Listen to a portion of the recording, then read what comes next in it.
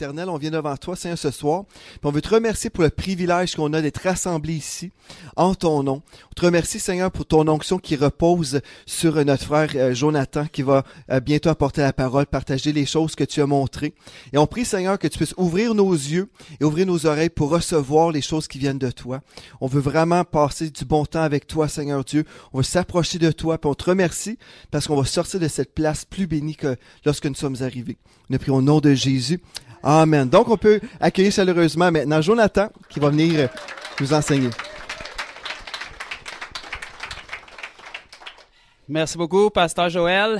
Merci pour l'invitation, pour le pasteur, son épouse, puis toute l'équipe, dans le fond. C'est très gentil. Je suis super content d'être ici. C'est une belle surprise. Je ne m'attendais pas à ça. Disons, depuis que, comme le pasteur a parlé, depuis que le dernier vidéo est sorti, les choses ont déboulé là, un peu rapidement. Puis il y a plein de monde qui ont commencé à prendre contact avec nous pour en savoir plus, puis savoir un petit peu c'était quoi cette affaire-là. Fait que non, c'est bien. Puis je suis sûr qu'on va être bénis ce soir. Je pensais pas qu'il y aurait autant de monde que ça. Mais je vais juste vous partager, dans le fond, des témoignages qu'on a vécus dans les rues, puis aussi un peu où est-ce que ça a commencé pour moi. Parce qu'il faut tout commencer quelque part. Puis je n'irai pas en profondeur dans mon témoignage personnel. Je vais y toucher un petit peu. Est-ce qu'il y en a ici qui ne m'ont jamais vu, ils n'ont aucune idée je suis qui, à part mon nom? Fait que comme le pasteur Joël a dit, je m'appelle Jonathan Bouchard. Je suis comme le frère Bouchard Junior. J'ai beaucoup d'années de retard sur mon père, là, mais c'est ça.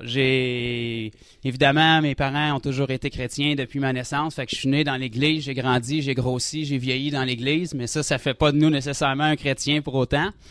Puis j'ai fait mes expériences comme tout le monde. Mais voyez-vous, moi, je vous dirais que je ressemblais plus à un scribe et un pharisien. J'avais appris exactement comment tout bien faire aux yeux des gens, mais Dieu regarde dans notre cœur. Puis avoir de l'air d'un bon chrétien, ça fait pas nécessairement de nous nécessairement un bon chrétien. Et puis, pour couper ça vite, il est arrivé un jour, j'ai 30 ans aujourd'hui, mais il y a 2 ans, quand j'ai eu 28 ans, il est arrivé un jour où j'ai regardé ma vie, puis je me suis dit, quel fruit t'as porté si vraiment tu dis que tu es un chrétien? Parce qu'aller dans l'église toute notre vie, ça change rien. Aller au garage, ça fait pas de nous un char. Aller au McDo, ça fait pas de nous un Big Mac. Dieu regarde au cœur vraiment, puis il regarde à une décision de cœur vraiment. Puis c'est ça, quand j'ai eu 28 ans, j'ai fait une rétrospective, puis j'ai vu qu'une vie transformée, ça produisait des fruits, puis il n'y en avait pas dans la mienne. Fait que j'ai décidé pour la première fois de ma vie de crier à Dieu avec mon cœur. Puis Dieu entend quand son enfant crie, puis Dieu est venu dans ma vie, puis il a transformé ma vie. Puis évidemment, je n'étais pas un gros pécheur, j'ai jamais été dans la drogue, d'un terme humain, j'ai jamais touché à la drogue, la boisson, des choses qui sont apparentes aux yeux des hommes parce que j'avais appris à bien vivre d'une manière chrétienne. Je savais comment louer dans l'église, je savais comment parler avec des chrétiens, puis je savais comment parler avec des pécheurs aussi, j'avais les deux mondes. Puis j'étais quand même assez doué pour le faire. Fait que quelqu'un qui ne voyait pas mon cœur ne pouvait pas nécessairement le savoir. Mais j'ai toujours aimé Dieu sincèrement dans mon cœur. Mais vous savez, croire en Dieu, c'est pas ça qui fait tout. Parce que Satan et les démons croient en Dieu, eux autres aussi, puis ils n'ont pas la vie éternelle pour autant. Donc, quand j'ai décidé de donner ma vie à Dieu puis d'y aller à fond, Dieu a mis le désir dans mon cœur. Il a pensé à quoi ça pouvait ressembler quand tu donnes ta vie pleinement pour la cause, quand tu te donnes à fond. Parce qu'avec Dieu, il n'y a pas de demi-mesure. Tu es tout à Dieu ou tu n'es pas à Dieu pantoute, ça ne donne rien d'y aller à moitié. S'il y a 1% de ta vie qui n'est pas à Dieu, Satan a de l'accès dans ce pourcentage-là, puis tôt ou tard, il va finir par te tirer vers le bas. Fait que je me suis donné pleinement à Dieu, puis Dieu a commencé à travailler dans ma vie, puis à me renouveler. J'avais beaucoup de connaissances intellectuelles de la Bible, puis de la parole, parce que, évidemment, pour moi, en grandissant, c'était plus naturel d'être dans une église 6 jours semaine qu'être à l'école. J'étais toujours dans l'église, j'avais toujours la parole, je connaissais des milliers de versets, sans nécessairement savoir où ils sont dans la Bible, mais j'avais quand même une base. Mais il y a une différence entre connaître la parole, puis la croire, puis agir dessus. Puis, c'est ça. Donc, Dieu a commencé à faire du ménage dans ma vie, puis je me suis approché de lui, j'ai cherché sa face, puis moi, je suis quelqu'un de radical quand je fais les choses. Je suis long à me décider, mais quand je me décide, j'y vais, comme on dit en anglais, all-in. Je suis vraiment allé all-in. J'ai coupé tout dans ma vie.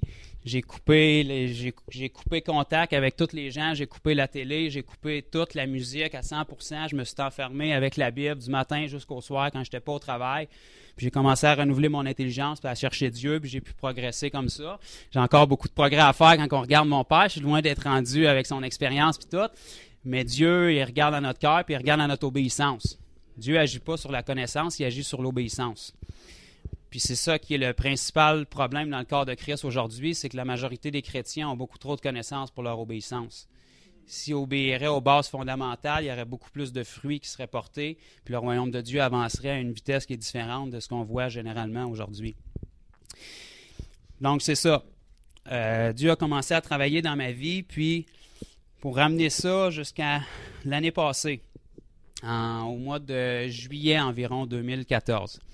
J'étais en jeûne puis en prière chez nous, puis je criais à Dieu, puis comme beaucoup de chrétiens, j'étais sincère, puis je priais à Dieu pour le réveil, parce que c'est notre désir, on veut voir les choses bouger au Québec, évidemment dans le monde entier, mais quand on est Québécois, on dirait qu'on est comme une classe à part, puis qu'on aime notre nation, on veut que le Québec bouge, parce qu'il n'y a pas eu gros de move de l'esprit au Québec, de répertorier, puis on veut que les choses changent. Puis je criais à Dieu sincèrement, j'ai dit « Seigneur, envoie le réveil », puis je priais, puis je jeûnais, puis j'ai dit « Dieu, tu sais, j'ai suivi mon père pendant des années durant les croisades, puis Dieu est fidèle, puis il agit seulement que les statistiques disent qu'il y a environ 1% de chrétiens au Québec sur une population d'au-dessus de 7 millions. Ça, c'est pas acceptable. Puis ce 1%-là, on ne sait pas réellement combien il y en a qui sont nés de nouveau. C'est juste des chiffres. Puis ça, c'est pas normal non plus. Fait que j'ai dit, il faut qu'il se passe quelque chose, Seigneur. J'ai dit, ta parole nous dit que la moisson est grande puis qu'elle est prête. Elle était prête il y a 2000 ans, il n'y a rien qui a changé aujourd'hui. S'il y a de quoi être encore plus prête. C'est jamais à Dieu à changer, c'est toujours à nous.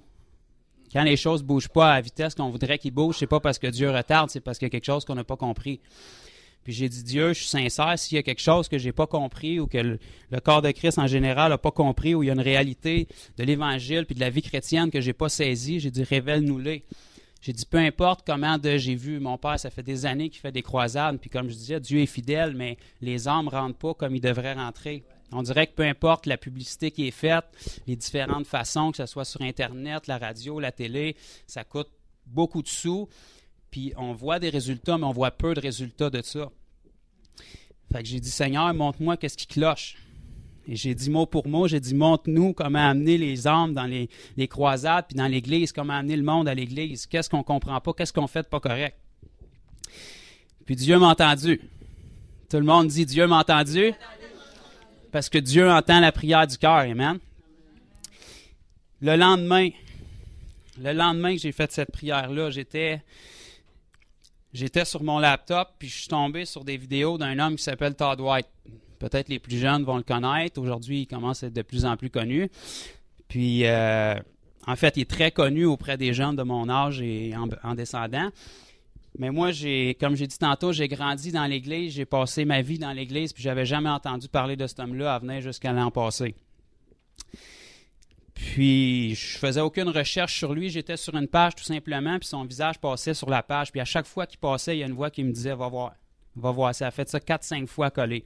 Fait qu'à un moment donné, je me suis tanné, puis je suis allé voir, puis j'ai découvert les vidéos. Ceux qui ne le connaissent pas, Todd White, c'est on va dire un évangéliste, mais c'est quelqu'un qui apporte ce qu'on connaît dans l'Église, la puissance de Dieu, la guérison, la délivrance, le prophétique, tout ce qui est bien connu dans le corps de Christ, on va dire dans les églises évangéliques, mais lui, il l'apporte à l'extérieur des murs. Là où les gens ont des besoins, là où les gens, la puissance de Dieu a réellement un impact sur eux. Parce qu'on dirait que des fois dans l'Église, on est tellement habitué de voir la puissance de Dieu qu'on ferme les yeux là-dessus, puis ça passe dans le beurre, comme on dit. Mais un inconverti qui est guéri ou qui voit un démon sortir d'une personne, ça a un impact sur lui, là. Parce que vous pouvez prendre n'importe quel athée, par exemple, puis quand vous le guérissez au nom de Jésus, ça a vraiment un impact sur lui.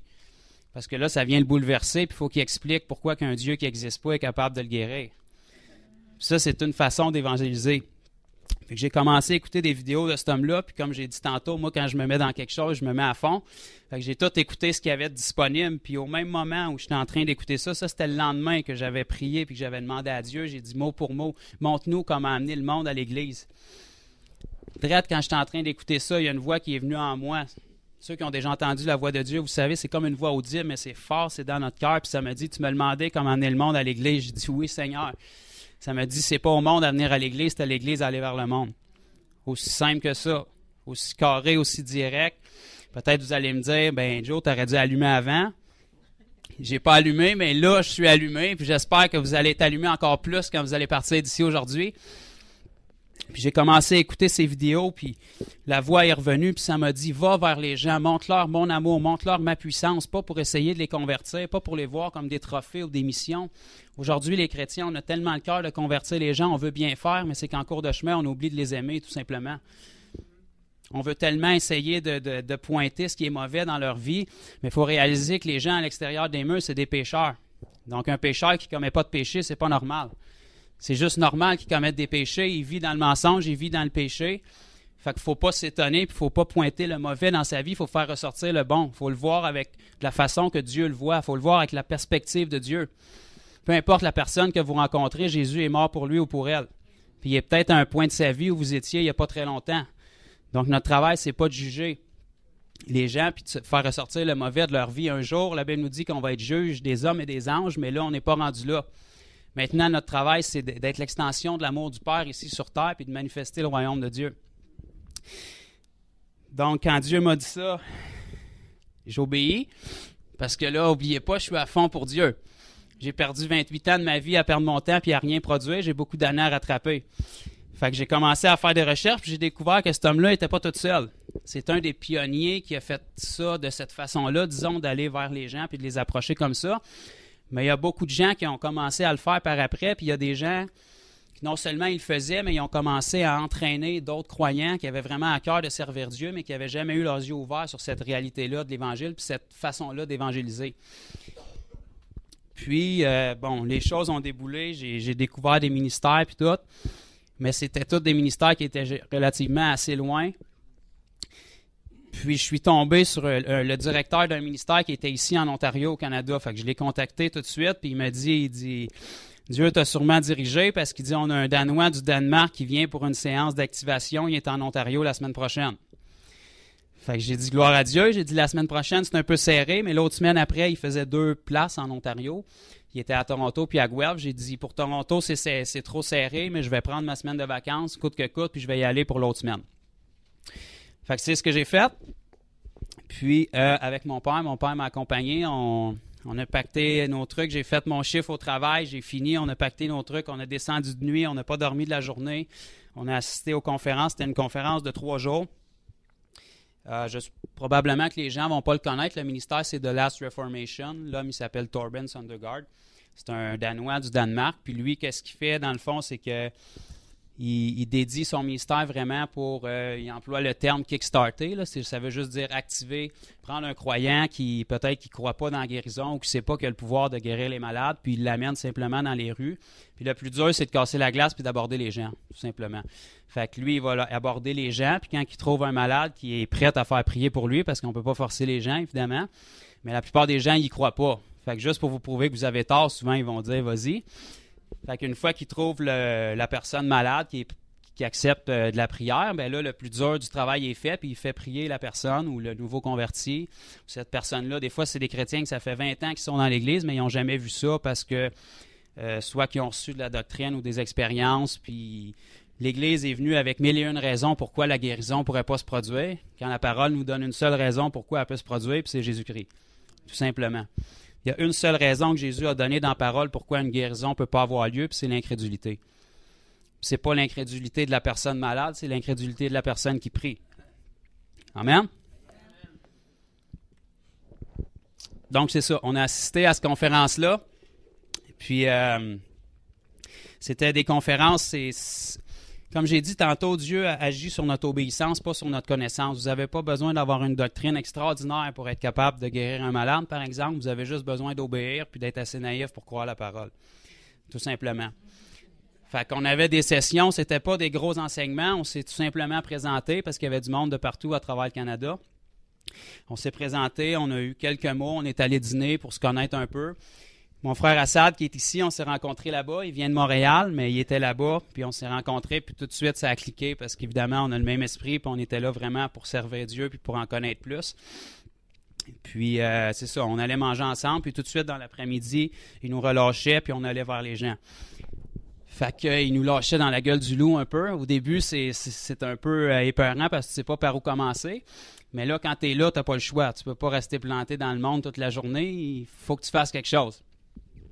Fait qu'on a commencé, puis on approchait les gens, puis peut-être la 2 ou la 3e journée, je me souviens plus là, exactement.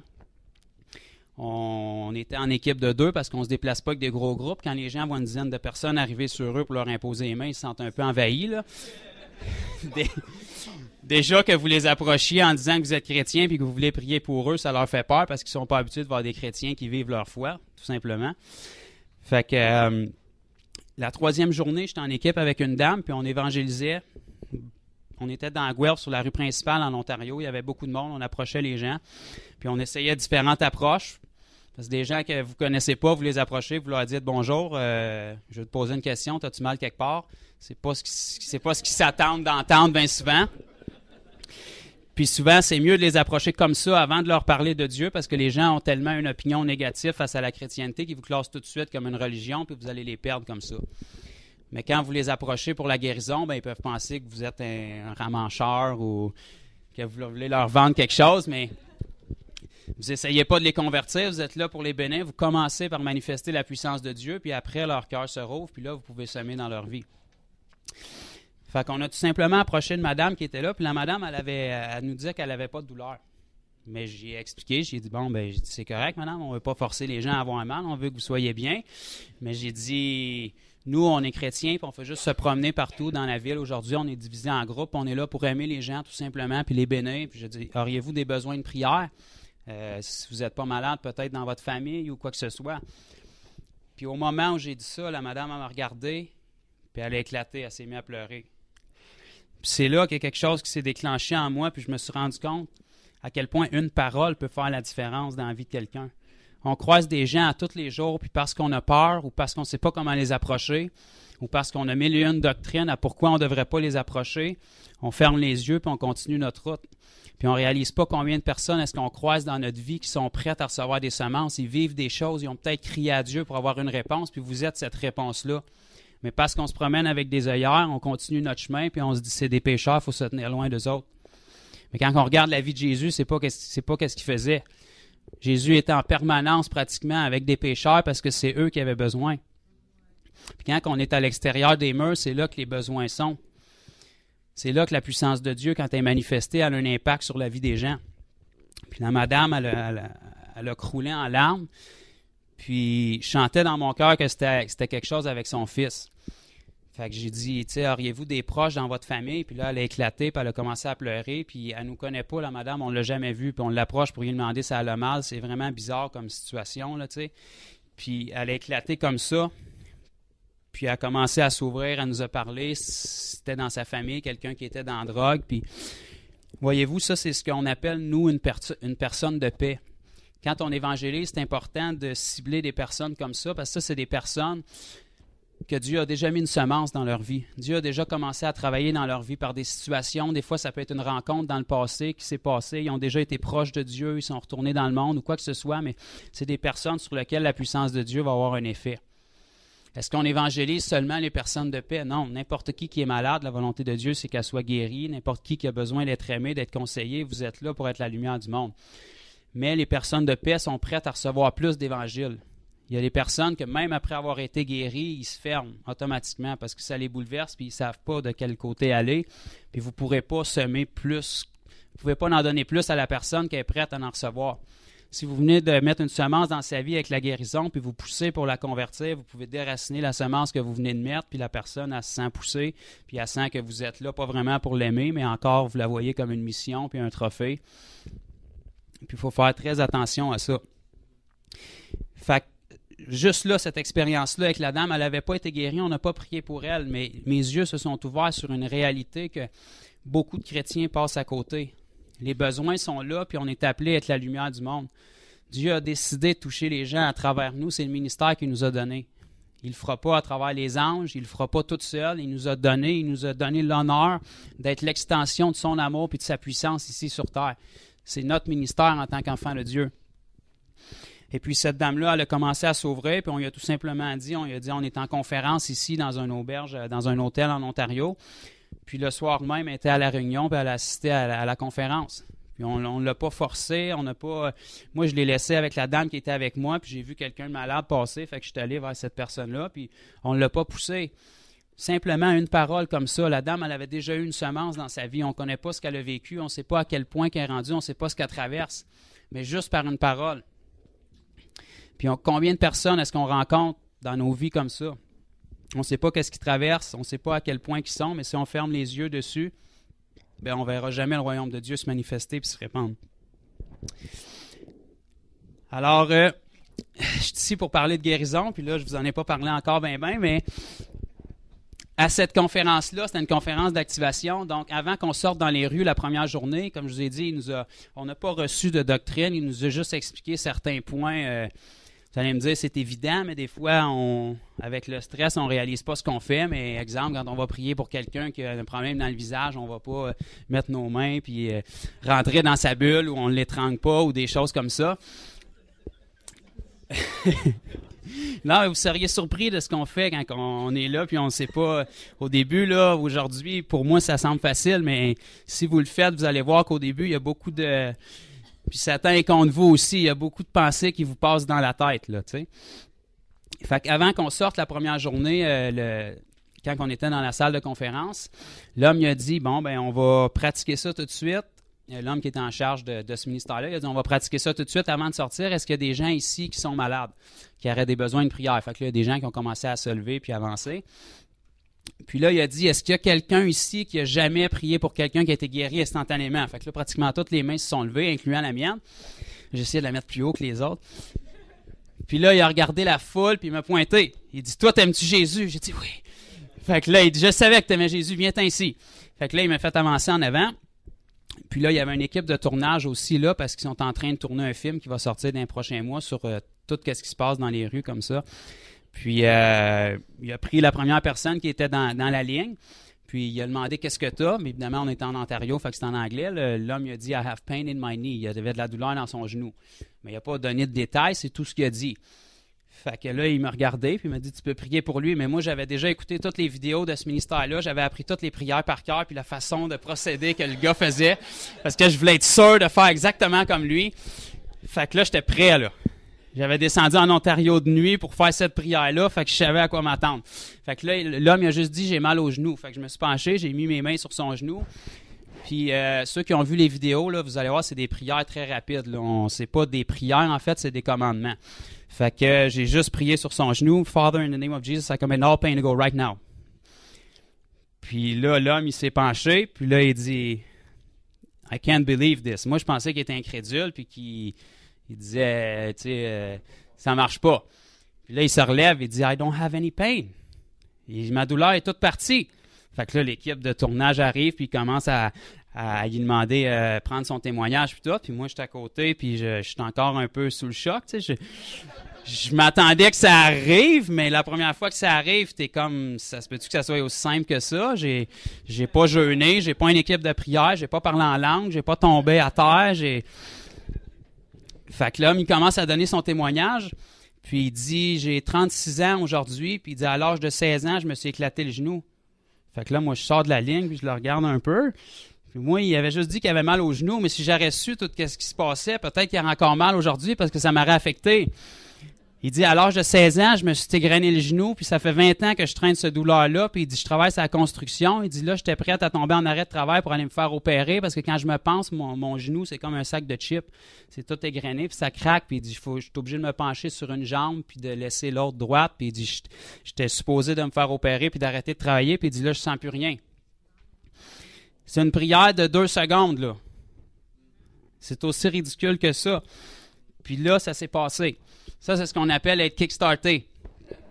Mais ça vous montre pas comment approcher les gens, puis il y a encore des doutes qui viennent quand même, parce que même après que la personne est guérie, puis qu'elle vous dit qu'elle est guérie, Satan est assez tordu qu'il vous dit comment. Puis ça, même si ça fait longtemps que vous le faites, ça va être encore le cas. Parce que la seule zone où ce que Satan peut travailler dans nous, c'est dans nos pensées, parce que notre esprit est déjà pleinement à Dieu. Mais vous ne pouvez pas ostiner la personne quand elle vous dit qu'elle est guérie. OK, elle est guérie, puis c'est pour la gloire de Dieu. Puis tant que son cœur se rouvre pour mettre une semence, ben c'est ça qu'on veut, c'est ça le but. Fait qu'on a eu cette conférence-là, puis on a vu des choses extraordinaires durant les 3 jours qu'on a été là-bas. Je ne veux pas rentrer dans tous les témoignages parce qu'on va manquer un petit peu de temps, là. Mais il y a des gens qui étaient guéris dans les rues.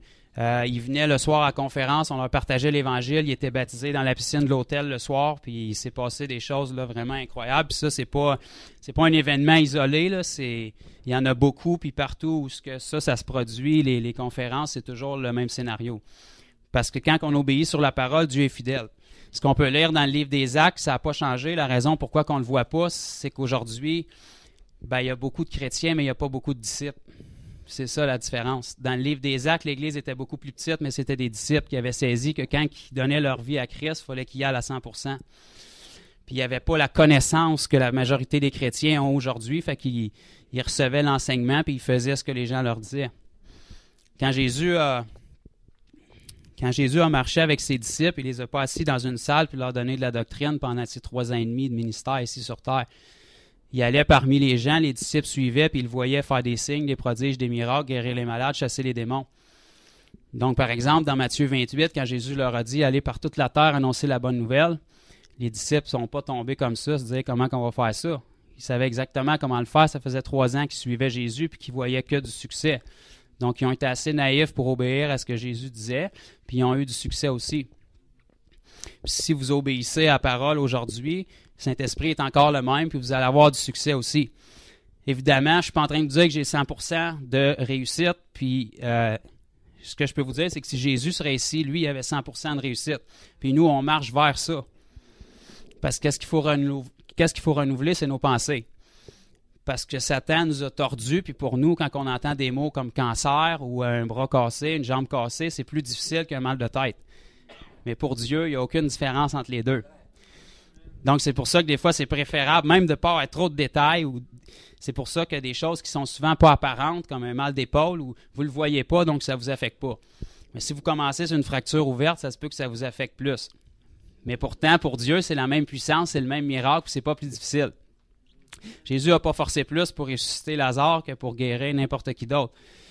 C'est l'esprit de vie, c'est pas nous qui le fait, nous on est le canal, mais c'est le Saint-Esprit en nous qui le fait, tout simplement. C'est juste qu'il faut garder notre esprit assez vide pour pas que l'incrédulité vienne bloquer la puissance de Dieu qui est en nous.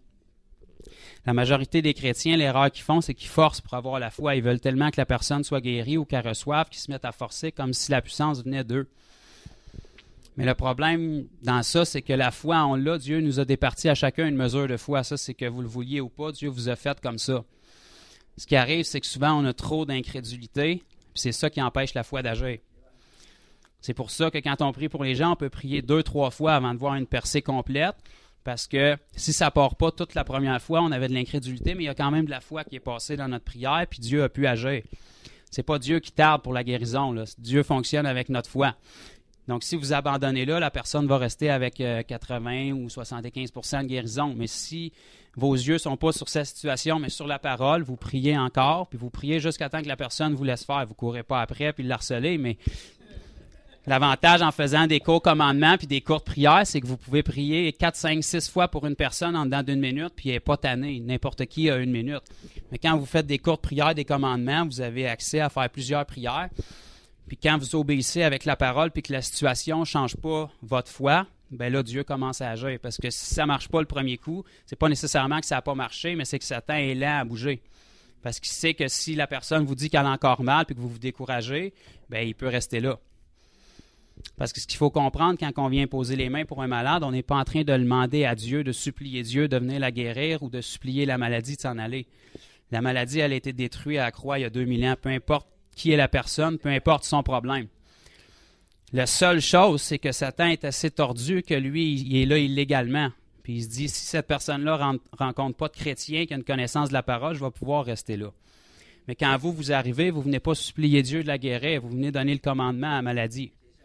Tu n'as pas d'affaire là, puis moi, je le sais. Puis j'ai Jésus en moi, fait qu'il faut que tu obéisses. Que je prie 1 fois, 2 fois, 3 fois, 4 fois, ça ne change pas la parole, il faut que tu obéisses. Fait que c'est ça, on a assisté à cette conférence-là, puis il s'est passé beaucoup de choses, puis on est revenu ici. J'ai pris la semaine pour me reposer parce que ça a été un long voyage, disons, puis on a très peu dormi. Puis j'ai remis mes idées en place, puis la deuxième semaine, tout de suite, j'ai commencé à sortir. Puis il y a Marie-France qui est ici, ceux qui ne la connaissent pas, c'est une de mes amies. C'est leader de louange à l'Église Salut et Délivrance. Puis c'est la seule qui a été assez naïve pour me suivre, disons, puis qui a osé y aller. Fait qu'on est sortis, puis on est allé, ceux qui sont de Granby, au lac Boivin, ici, l'été, il y a beaucoup de monde autour. Peu importe où est-ce que vous êtes, le royaume de Dieu marche partout. Ça n'a pas d'importance. Dieu aime les gens, puis partout où il y a des gens, la puissance de Dieu peut se manifester. Fait qu'on est sortis là. Puis Marie était déjà un petit peu au courant que j'étais allé là-bas pour me faire activer. Puis elle avait déjà vu plusieurs vidéos de guérison comme ça dans la rue, puis ces choses-là. Fait qu'elle savait un petit peu comment ça marchait. Mais j'y ai dit tout simplement, ce soir, on va là pour aimer les gens. On n'est pas là pour les résultats. On est là pour obéir à la parole de Dieu. Dieu nous dit d'aller, d'aimer les gens. La Bible nous dit dans Luc 19, guérissez les malades, déclare que le royaume de Dieu est prêt. On va là pour obéir à la parole, peu importe qu'est-ce qui arrive. Dieu est beaucoup plus fier d'un de ses enfants qui se plante en essayant que d'un chrétien qui semble avoir du succès en faisant rien. Amen. Fait qu'on est allé tout simplement, puis j'ai donné des témoignages, j'ai dit, quand on regarde des hommes comme Todd White, par exemple, ils ont prié pour environ 1000 personnes avant de voir une manifestation se produire. On peut regarder d'autres hommes, peut-être vous ne le connaissez pas, comme Pete Cabrera, des gars qui ont pratiquement 100% de réussite dans la guérison. Il l'a fait pendant 1 an et demi, 2 ans avant de voir une manifestation se faire.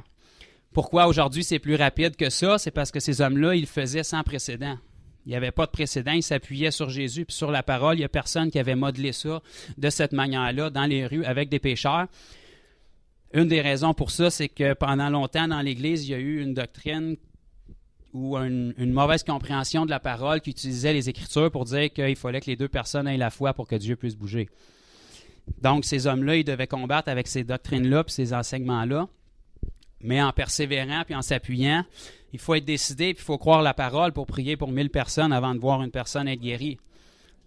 Ça, c'est quand tu ne laisses pas ton expérience définir la parole, mais ta foi est sur la parole de Dieu. Puis peu importe ce qui arrive, on ne change pas Dieu, on change notre expérience.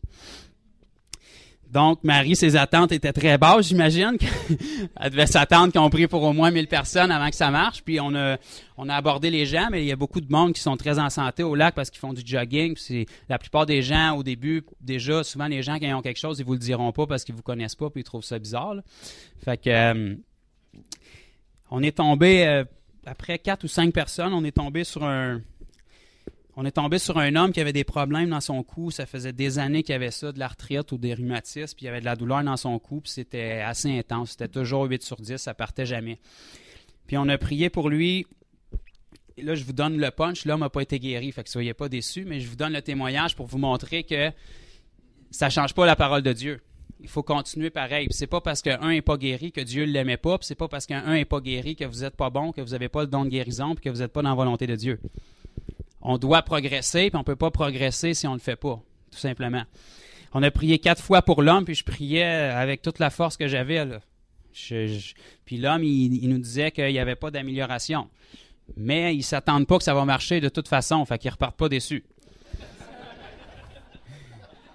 Fait que, on l'a béni. Ben écoutez, monsieur, on est là pour votre bien, on voulait vous aider. Fait que vous repartiez comme vous étiez avant. Puis c'est pas parce que ça ne marche pas tout de suite que ça ne marchera pas plus tard. Ça dépend de la foi que j'avais quand je l'ai faite. Puis moi, je l'ai faite sincèrement. Puis je croyais avec toute la foi que j'avais. Puis on s'est reviré de cet homme-là. Puis la madame qu'on a pognée 30 secondes après, il y avait une madame qui marchait dans la piste cyclable avec un attelle sur son genou. Fait que là, tu n'as pas besoin de lui demander si elle a mal. C'est assez dur de nous mentir. Fait que, on a prié pour elle, mais elle, c'était pas une douleur qu'elle ressentait là sur le coup. Mais la dame qui était avec elle, elle avait des séquelles d'un accident. Ceux qui ont écouté le dernier montage vidéo, je pense qu'elle était dedans là, sur YouTube, ça s'appelle Miracle au lac Boivin. Elle a eu un accident il y a plusieurs années, puis elle avait resté avec des séquelles de ça. Elle avait de la douleur dans son épaule constamment. Il y a un nerf qui avait mal repris. Puis quand elle bougeait son épaule, ça craquait tout le temps. Puis le matin, il fallait qu'elle fasse des exercices dans l'eau puis tout pour réchauffer son muscle pour être capable de passer à travers sa journée. Fait que j'ai dit parfait, elle acceptait qu'on prie pour elle. Puis là, n'oubliez pas, ça c'est environ là, 20 à 30 secondes après que j'ai prié pour l'autre homme qui semblait s'être rien passé. Mais ça ne change pas la parole de Dieu. On a rencontré cette madame-là. Puis j'ai prié pour elle. Après que j'ai prié, j'ai dit, Tesla, dis-moi c'est comment. Elle me regarde, elle dit, qu'est-ce que tu as fait? C'est pire. Bon. Pourquoi? Premièrement, ça peut être Satan qui veut nous décourager. Il peut faire ce qu'il veut. S'il sait qu'il n'a pas le choix de sortir, il va se débattre tant qu'il peut pour essayer de nous décourager. Deuxièmement, souvent, les gens, quand ils sont guéris et que Saint-Esprit est en train de replacer quelque chose, pendant un court moment, ça peut être pire. Comme quand vous allez chez le chiro, exemple, ou des choses comme ça. Donc, quand elle m'a dit ça, j'ai senti l'incrédulité arriver, mais ce qui arrive, c'est qu'à un moment donné, tu es capable de contrôler ça et de ne pas la laisser rentrer. Puis c'est ce qui est arrivé à ce moment-là. J'ai reprié pour elle une autre fois, puis là, elle a dit, la douleur est toute partie. Gloire à Dieu. Puis là, elle avait un claquement, dans le fond, quand elle tournait. On a reprié pour ça. Puis là, elle a dit, le claquement est toute partie. Fait qu'on n'avait pas filmé sa guérison, mais on a pris son témoignage par après. Puis ça, n'oubliez pas, c'est la première fois qu'on est sorti toute seule. 20 secondes, 30 secondes après, quand j'avais prié pour l'autre homme qui semblait pas avoir été guéri. Puis elle a été guérie d'un problème qu'elle traînait depuis des années, que les médecins ne pouvaient rien faire pour elle. Avec 2 ou 3 prières d'environ 10 secondes par prière. C'est pas nous qui le fait, c'est Dieu qui le fait. Tout ce que Dieu a besoin, c'est de l'obéissance. Puis on a évangélisé pendant peut-être 1 heure et demie autour du lac cette journée-là comme ça. Puis en revenant, il commençait à faire sombre. Fait qu'en traversant le pont pour retourner où est-ce qu'il y a le McDo de la gare, il y avait 2 personnes assises sur un banc. Mais j'ai dit, on va les aborder. Fait que j'ai approché, il y avait une madame avec son copain. Puis le copain était très réticent, il était très fermé. Tout de suite, quand tu parles de Dieu, il pensait que c'était de la religion. Puis tout, il voulait rien savoir. Mais la madame, elle avait un problème avec ses... comment il appelait ça? Des... capsulites. En tout cas, là, Satan a des noms bizarres pour ces maladies. Là, on n'a pas le temps d'apprendre ça. Nous, on n'est pas docteurs, on est chrétiens. Si c'est pas dans le royaume de Dieu, on le chasse, tout simplement. Fait que la madame, elle avait des problèmes, puis ça faisait qu'elle ne pouvait pas lever ses bras plus haut que ça. Là. Puis elle traînait ça depuis des années, elle ne pouvait rien faire pour elle pour ça. Fait que j'ai dit, je peux-tu prier pour vous? Mais elle a dit, tu peux pas me toucher, c'est trop douloureux. J'ai dit, pas de problème, je suis pas obligé de vous toucher, je vais juste prier comme ça à distance. Puis là, elle a commencé à être à court d'excuses, fait qu'elle a accepté pour qu'on prie. Puis son copain avait hâte qu'on parte, fait qu'il a accepté aussi. Fait que j'ai juste levé ma main vers elle, la même prière, j'ai commandé à la guérison, douleur sort complètement dans le nom de Jésus maintenant. Fait que là, elle a levé ses bras, puis ça a monté plus haut. Non, pas la première fois. Ben, c'est ça, c'était pareil, mais ça ne change pas la parole de Dieu. J'ai reprié pour elle une deuxième fois, puis là, ça a monté, puis encore, ça a monté jusqu'en haut. Là, elle ne comprenait pas qu'est-ce qui se passait, puis son copain était un peu bouleversé parce que là, il y avait comme plus trop d'excuses. Fait que c'est ça, voyez-vous, j'ai pas imposé, il n'y a pas de méthode pour le faire. C'est pas parce que vous imposez les mains à une personne ou que vous le faites à distance, ou on peut voir l'apôtre Paul qui le faisait avec des linges qui ont touché son corps, ou l'apôtre Pierre avec son ombrage. Dieu nous donne selon notre foi. Et quand je dis notre foi, c'est notre foi. Que la personne en avant de vous soit incrédule par-dessus la tête ou un athée, ça ne change rien. Quand Jésus reconnaissait la foi dans quelqu'un, il pouvait l'utiliser, mais quand la personne ne l'avait pas, ben, il ne la laissait pas malade. Parce que si les 2 personnes sont obligées d'avoir la foi, il faut vous m'expliquer comment Lazare est sorti du tombeau. Parce qu'il n'y avait pas beaucoup de foi, Lazare. Il était mort depuis 4 jours. Donc, c'est ça. Cette madame-là a été guérie, puis là, son copain faisait un peu de pression parce que lui était vraiment incrédule puis il voulait rien savoir de ça. Mais on n'a pas essayé de la convertir ou de dire là tu vas changer ça dans ta vie. Nous autres on est chrétiens, on est meilleurs que toi. Puis c'est pas ça le but. On lui a mis une semence dans sa vie, on y en a donné jusqu'où qu'elle était capable d'en prendre, puis on est reparti tout simplement. Tout ce qu'elle savait c'était notre nom. Puis elle savait qu'on était chrétiens, puis elle savait un petit peu où ce qu'on allait, qu'on était de Granby. Le soir même, elle est venue m'ajouter sur Facebook, elle a commencé à me poser des questions. Le lendemain, elle a communiqué avec Marie parce que je n'étais pas là, puis elle a dit « À quelle église vous allez? Je vais aller voir ça. » Elle a dit « Je vais aller voir où il y a une puissance comme ça. » Voyez-vous, c'est pas nous qui essayons de la convertir, c'est pas nous qui essayons d'avoir un membre de plus dans l'église. On fait pas ça pour ça, on fait ça pour le royaume de Dieu. Puis le royaume de Dieu marche sous forme de semence. Tant que vous mettez une semence dans la vie des gens, Saint-Esprit a quelque chose sur lequel travailler, puis il va le faire. Si vous faites votre part, il va faire la sienne. Fait que c'est ça, cette madame-là, son copain était très fermé à ça, fait qu'elle a pratiquement été obligée de se sauver de chez eux pour pouvoir venir à l'église. Elle a fait à croire qu'elle s'en allait à la pharmacie pour pouvoir venir à l'église parce qu'elle voulait tellement voir ça. Fait qu'elle est venue, elle a assisté. J'aimerais ça vous donner un témoignage que la puissance de Dieu est tombée sur elle et qu'elle s'est convertie, mais c'est pas ça qui est arrivé. Mais nous, notre travail, c'est pas de les convertir, c'est de leur apporter la vérité puis de manifester la puissance de Dieu. Puis tout ce qu'on peut faire, c'est la garder en prière. Je peux pas la pousser à se rebeller contre son copain parce que son copain il est pas dans la vérité. Puis comme j'ai dit tantôt, c'est des pécheurs. C'est normal qu'il y ait du péché dans leur vie puis c'est normal qu'ils comprennent pas tout. Fait que tout ce qu'on peut faire, c'est la garder en prière. Mais la semence a été mise quand même. Puis rien n'empêche, la personne n'est pas maudite pour toujours, là. La semence est dans sa vie. Puis on ne sait pas dans 1 an, 2 ans, 5 ans, 3 ans, les circonstances qui vont changer dans sa vie, les personnes qu'elle va rencontrer. Il va déjà avoir une semence, puis peut-être que dans 5 ans, un autre chrétien va la rencontrer, puis ça va être une personne de paix, elle va être ouverte, elle va être prête, parce qu'elle a eu une semence. Mais si on ferme les yeux dessus, puis on passe à côté, bien, il n'y aura jamais de semence qui va être mise. Amen? Ça fait-tu du sens, qu'est-ce que je vous dis? Un autre témoignage. Je vais vous partager quelques témoignages qui n'ont pas été filmés, parce que tout ce qui a été filmé, vous pouvez aller le voir sur Internet, sur la page ou sur YouTube. Fait que vous êtes VIP ce soir, je vous partage du matériel qui n'a pas été filmé. Vous êtes choyés, amen. Un autre témoignage. On est allé aux Galeries de Green Bay un samedi, je pense, là, parce que le samedi, généralement les gens sont en congé, donc il y a plus de monde, donc on essaie de prendre des journées comme ça, on n'est pas obligé de courir pendant 1 kilomètre pour avoir quelqu'un.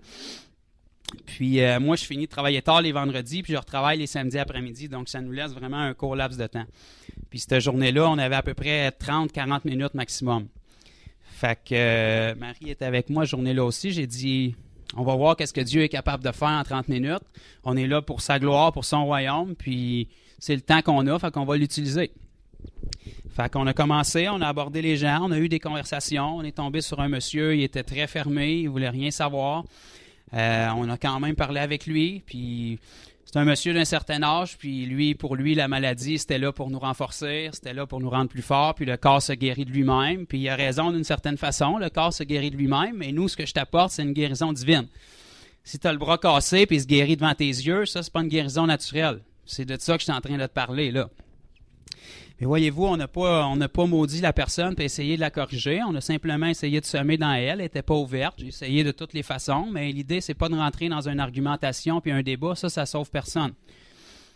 C'est les manifestations de puissance puis c'est l'amour de Dieu qui convainc les cœurs de vérité. C'est pas en essayant de se débattre puis d'avoir le dernier mot. Puis le monsieur, il nous a dit tout simplement, il dit, en temps normal, il dit, je vous aurais reviré puis d'une manière assez solide. Mais il dit, vous avez l'air vraiment sympathique, fait que j'ai jasé avec vous autres. Bon, mais j'ai dit, parfait, monsieur. J'ai dit, merci pour votre temps, puis passez une belle journée, puis Dieu vous aime. Puis on a continué. Mais c'est pas parce qu'il ne s'est rien manifesté là que ça change la parole puis le royaume de Dieu. 20 pas à peu près après qu'on ait laissé ce monsieur-là. Il y a une madame qui est à côté de nous, puis elle était essoufflée, puis elle se traînait. Il y avait une petite pente dans le plancher aux galeries, puis elle essayait de se dépêcher, puis elle a dit « Ah, c'est pas facile ». Fait que je me revais vers elle, puis j'ai dit « Ah, qu'est-ce qui se passe, madame? On peut-tu vous aider? » Puis là, elle a dit « Ah, c'est mes genoux, j'essaie de rattraper mon mari. » Son mari était dans le bas de la pente, fait que j'ai dit « Wow, belle porte ». Puis nous, à chaque fois qu'on va évangéliser comme ça, quand on sort expressément pour ça, on commence toujours par prier puis relâcher la grâce de Dieu dans la place où ce qu'on est, puis on demande à Dieu de nous diriger vers des personnes de paix, comme je vous ai parlé un petit peu tantôt. Est-ce que ça veut dire qu'on attend d'avoir un frisson puis une vision pour aller vers les gens? Non. Il ne faut jamais que ça devienne une excuse. Tant que vous évangélisez et que vous êtes là, vous êtes dans la parfaite volonté de Dieu, c'est la parole qui nous le dit. Vous n'avez pas besoin d'avoir une révélation de plus. Mais, en cours de chemin, Dieu peut vous faire ressortir quelqu'un. Vous pouvez avoir une parole spécifique pour quelqu'un, une compassion, une parole de connaissance, une prophétie qui ressort pour quelqu'un, mais vous n'avez pas besoin d'attendre ça pour bouger. Jésus a déjà dit « Allez par toutes les nations ». Ça fait 2000 ans qu'il l'a dit. Vous n'avez pas besoin d'une confirmation de plus. Donc, c'est ça. Cette madame-là, on lui a demandé, on lui a dit « Ben, on peut-tu vous aider? » Puis là, elle a dit « c'est mes genoux. » Elle a dit « Je me suis fait opérer le genou droit. » Ils ont enlevé son genou. Ils ont mis un genou artificiel, disons, là, une prothèse dans le genou. Comme je vous ai dit, je ne suis pas docteur, mais c'était pas naturel. Puis là, elle a dit, j'étais en attente pour l'opération dans mon autre genou. Fait que là, finalement, on l'a aidé jusqu'à temps qu'elle rejoigne son mari. Puis quand elle est arrivée à son mari, on lui a parlé, on lui a expliqué un petit peu qu'est-ce qu'on faisait, puis elle a accepté. C'était des gens d'un certain âge, puis ils étaient bien ouverts à ça, fait qu'elle a accepté. De toute façon, dans sa tête, ça ne marcherait pas, fait qu'elle n'avait pas grand-chose à perdre. Fait que je me suis penché, j'ai mis les mains. Elle avait de la douleur à 8 sur 10 constamment dans son genou. Puis elle dit, je ne sais pas quand est-ce que je vais avoir mon rendez-vous pour être capable d'avoir mon nouveau genou. Fait qu'elle dit, en attendant, je vis avec. Puis là, j'ai posé mes mains sur ses genoux. Encore le même principe. Une courte prière dans le nom de Jésus. Douleur sort complètement maintenant. Fait que là, comme la plupart du monde, quand je me suis relevé, elle a dit, ben merci beaucoup. Puis là, les gens veulent continuer leur route parce qu'ils sont habitués que ça marche pas. Ben j'ai dit, testez-les. J'ai dit, c'est là que ça se passe. Fait que là, elle s'est penchée, elle a mis du poids sur son genou, puis là, elle s'est relevée vite. Elle a dit, qu'est-ce que vous avez fait là? Ben, j'ai dit, c'est comme je vous ai dit, là, on a prié dans le nom de Jésus pour votre genou, là. Elle m'a dit, ça marche vos prières? Elle dit, c'est baissé, là, plus que la moitié. Elle dit, c'est peut-être là, 3 ou 4 sur 10, là. Ah, j'ai dit, parfait. Je me suis repenché, j'ai reprié la même prière exactement sur elle. Vous allez me dire, Joe, c'est pas dans la Bible. Jésus a prié 2 fois pour un homme aveugle. OK? Fait que si vous cherchez des excuses et des doctrines, le but, c'est que vous aimiez la personne et que vous manifestiez le royaume. Tout simplement. Fait que j'ai reprié pour elle. Puis là, elle mettait son poids. Elle dit, je comprends pas. Elle dit, je sens plus rien. Mais là, elle dit, mon rendez-vous, c'est mon père pareil, puis mon genou est guéri. Qu'est-ce qui va se passer? Puis j'ai dit, vous leur expliquerez qu'est-ce qui s'est passé, puis ils vont vous repasser un test ou un rayon X, quelque chose avant. Puis Marie a commencé à y témoigner puis, parce qu'elle était avec moi. Puis là, son mari était avec elle. Fait que j'ai demandé à son mari, j'ai dit, avez-vous quelque chose? Puis il disait, ben non. Puis là, sa femme, il donne une tape. Elle dit, ton épaule! La madame est plus au courant des problèmes de son mari. Fait que le monsieur, il me dit, il dit, c'est vrai, j'ai des problèmes dans mon épaule, mais il dit, c'est pas constant. Fait qu'il dit, des fois ça vient, des fois ça part. Puis il dit, là, aujourd'hui, je ressens pas, c'est pas alarmant, je le ressens pas vraiment. Bon, mais j'ai dit, parfait, on va prier pour ça quand même, que vous le sentiez pas là, ça n'a pas d'affaire dans votre vie, puis on va prier pour ça. Fait que j'ai posé mes mains sur son épaule. Simple prière, courte prière, même chose. Puis j'ai demandé à Dieu de venir le toucher pour qu'il sache qu'il était guéri. Il dit, ça commence à me picoter de mon cou jusque dans mon coude. Il dit, ça picote partout. Mais j'ai dit, ça, c'est la présence de Dieu. Là, ils ont commencé à être touchés les deux puis à pleurer. La présence de Dieu est descendue, vraiment, ça pouvait se sentir. Puis là, on leur témoignait. Puis là, la madame et le monsieur, ils nous ont regardés puis ils nous ont dit, savez-vous d'où est-ce qu'on arrive? J'ai dit non, vous allez sûrement nous le dire. Il dit, on arrive du salon funéraire. Il dit, on vient d'enterrer un membre de la famille. Puis il dit, le pasteur qui faisait la cérémonie, il dit, il a cité tous les points que vous venez de nous donner. Il dit, vous venez de retoucher à tous les points qu'il a dit durant la cérémonie. Puis là, il pleurait puis il était touché, les gens. Voyez-vous, si on aurait fermé les yeux puis on aurait continué, c'est une semence qui n'aurait pas pu être mise. Là, on était là 30 minutes cette journée-là. Les premières personnes étaient fermées. Il y a un monsieur qui n'était pas en tout d'accord avec nous autres. Ça ne change pas la parole. Quand on est arrivé à cette madame-là, le royaume de Dieu s'est manifesté. Elle a eu un miracle dans sa vie. Elle a eu une semence qui parle plus fort que n'importe quel dépliant, n'importe quelle annonce à la radio ou sur Internet, parce que ça, elle l'a vécu et elle va s'en souvenir toute sa vie. Qu'est-ce qu'elle va faire avec ça? C'est sa décision. Mais la semence est là. Puis Dieu est fidèle pour faire grandir la semence et que ça porte du fruit. La personne a toujours le choix. Mais nous, notre travail, c'est de mettre des semences dans la vie des gens. Fait qu'elle et son mari ont été touchés, puis on a été capable de leur témoigner, puis de remettre des semences. Puis je n'avais pas de carte encore de fête, fait que j'ai pas pu leur laisser ça.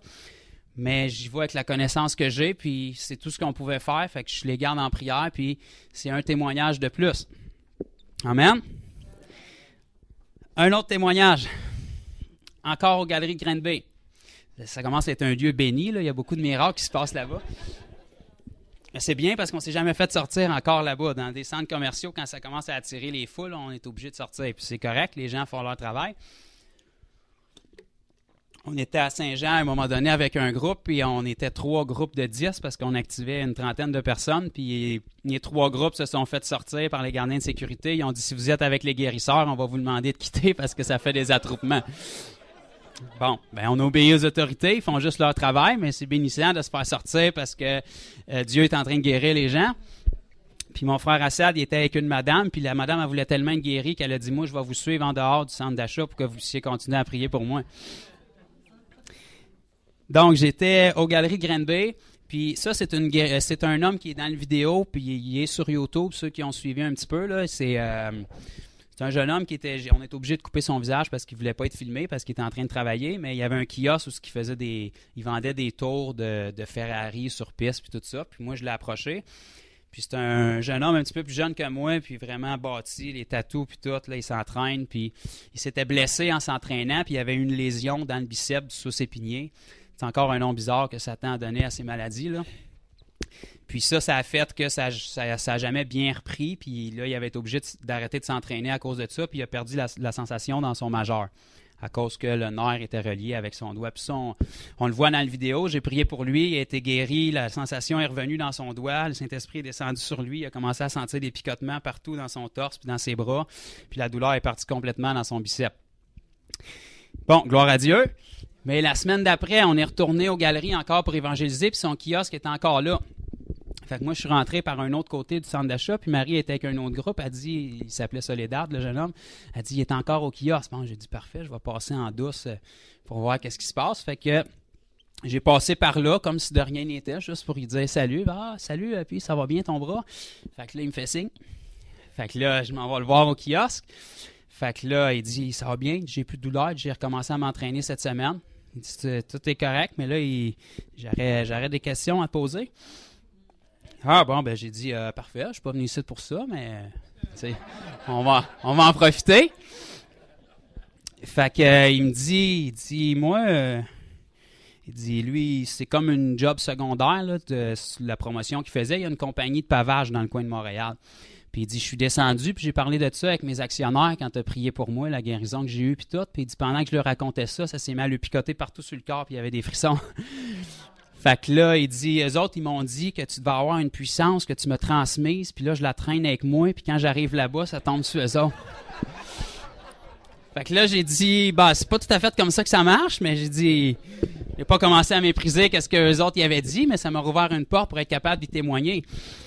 Puis, je veux pas catégoriser les gens, là, mais je veux que vous compreniez, ça, c'est le genre de gars que j'aurais jamais pu mettre une semence dans sa vie naturellement. OK?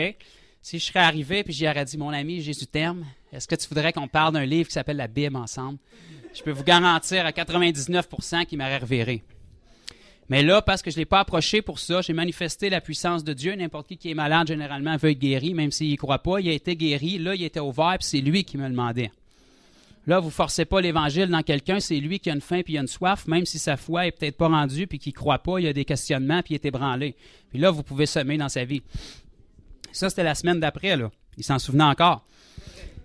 Fait que j'ai commencé à y parler, puis là, il me dit, moi, je me suis fait opérer quand j'étais jeune, puis ils m'ont enlevé les végétaux, c'est comme les canaux qui relient la gorge avec le nez, puis j'ai toujours eu des problèmes suite à ça. Il dit, je fais toujours comme, puis j'ai de la misère à avaler, puis des fois, j'ai de la misère à respirer. Puis là, il était un peu mal à l'aise, puis il dit, tu peux-tu m'aider pour ça, tu sais? Fait que j'ai dit, pas de problème. Et, tu sais, les gens, on dirait qu'ils sont un peu sacrants parce qu'ils pensent que vous allez vous mettre à genoux, là, puis là, vous allez faire les ointes d'eau bénite, puis ça va être le gros événement, puis ils regardent autour d'eux autres, puis ils savent pas parce que souvent, il y a une mauvaise réputation sur les chrétiens. Je vous le dis, là, il y a beaucoup de choses qui se sont faites au nom de Dieu que Jésus avait rien à voir là-dedans. Puis là, il y a une image qui est salie qu'il faut restaurer. Fait que j'ai dit, donne-moi ta main. T'as mal à la gorge, je ne mettrai pas ma main sur ta gorge, là. Donne-moi ta main, je vais prier pour toi, tout simplement. Fait que, il me donne sa main, Père, dans le nom de Jésus, je commande sa gorge à être restaurée complètement maintenant. Quelques secondes. Il me regarde, il dit, wow. Il dit, j'ai senti un coup dans ma gorge, puis un moton qui a descendu. C'est le même Dieu que la semaine d'avant. Dieu n'a pas changé, là. Dieu a commencé à travailler dans sa vie, puis si on est disponible, il veut travailler encore. Puis là, comme je vous ai dit, c'est pas de catégoriser la personne, mais si vous avez un peu l'image du genre de personne que c'est une personne qui ne se serait pas rouvert autrement, là. Puis là, c'est lui qui voulait en savoir plus. Il dit, ma blonde m'a laissé dernièrement, puis il dit, elle me dit que je n'étais pas un homme heureux. Puis il dit, je comprends pas. Il dit, j'ai de l'argent, il dit, j'ai des chars, j'ai une bonne job, j'ai une grosse maison, j'ai des amis. Il dit, j'ai tout pour être heureux. Il dit, je comprends pas. Puis là, j'avais des portes pour y témoigner. Puis j'ai même été capable d'y parler du domaine des démons, puis tout ça. Puis c'est lui qui voulait en savoir. Il était ouvert, là. Puis il dit, j'ai jamais vu ça. Il dit, c'est vraiment cool. Puis j'étais comme le premier chrétien qui était capable de manifester la foi qu'il avait, qui était capable de backer. Puis là, je dis pas ça parce que je suis extraordinaire. Là, ça, c'est disponible pour chacun de nous. Tout ce que ça prend, c'est de l'obéissance. Puis que ça marche pas, on continue. Puis là, j'ai été capable de mettre une semence dans sa vie, puis c'est lui qui me demandait. C'est lui qui me demandait pour en savoir plus, puis il a pris mon nom, puis il dit, j'ai plein d'amis qui ont mal à toutes sortes de places, puis il dit, je voudrais les mettre en contact avec toi. Puis là, on avait encore un court laps de temps parce que c'était un samedi, fait que j'ai dit, parfait, j'y ai laissé mon nom. Puis, en passant, pendant que j'étais en train de prier pour lui, Marie était avec un autre frère dans une boutique où ils vendent des cigarettes électroniques. Pas parce qu'elle est allée pour s'acheter des cigarettes, là, parce qu'il y a un jeune homme qui travaille dans la boutique qui a commencé à venir à la jeunesse avec nous, puis elle est allée pour y témoigner. Puis pendant qu'elle était là, la fille qui travaillait avec lui dans la boutique elle est tombée sur la tête à l'âge de 9 mois, puis elle avait une thrombose dans son dos, puis elle a été guérie. Donc, ça n'a pas rapport avec moi. Marie, ça faisait peut-être une semaine ou deux qu'elle avait été activée puis qu'elle avait commencé à avoir des guérisons, là. Donc, pendant que le jeune homme était guéri de sa gorge, l'autre était guéri de son dos. Saint-Esprit peut faire deux choses en même temps, là. Vous n'allez pas le loader, là. Faut pas avoir peur. Fait que là, quand j'ai quitté le jeune homme qui avait été guéri pour sa gorge puis tout, j'ai donné mon nom, puis il dit, j'ai une de mes amies qui travaille ici dans un jardin, une parfumerie, puis j'y ai parlé de vous autres, puis il dit, elle a des problèmes dans ses jambes. Dans ses jambes ou dans son dos? Dans les jambes. Fait que j'ai dit parfait, donne-nous son nom, puis on va regarder qu'est-ce qu'on peut faire. Puis là, moi, j'étais déjà en retard pour c'est pas ma plus grande qualité, la ponctualité, je suis souvent en retard. Fait que priez pour moi, amen. Fait que j'ai dit parfait, puis là, je suis parti. Puis là, moi, j'étais serré pour le travail, mais Marie a dit, ben, je dois-tu y aller tout seul? Parce que c'était nouveau là, pour elle, ça faisait peut-être... c'est ça, ça faisait longtemps qu'elle me suivait, mais... Tu sais, souvent, l'ennemi, sa meilleure façon, c'est de dire, ben, t'as pas ce qu'il faut, t'as pas le don de guérison, t'as pas ci, t'as pas ça, puis c'est absolument pas rapport. La guérison, c'est un signe qui accompagne ceux qui auront cru. Donc, si vous croyez, ça vous accompagne, vous n'avez pas besoin d'un don de plus. Donc, c'est ça. Moi, j'étais en retard pour le travail, ben, j'ai dit, vas-y, c'est correct. Puis Marie est allée dans la boutique, la fille était guérie, l'autre fille qui travaillait là était guérie, la puissance de Dieu est tombée dans leurs jambes, ça a commencé à le picoter. Puis ça a été un autre témoignage. Pourquoi? Parce qu'elle a obéi, tout simplement. Amen?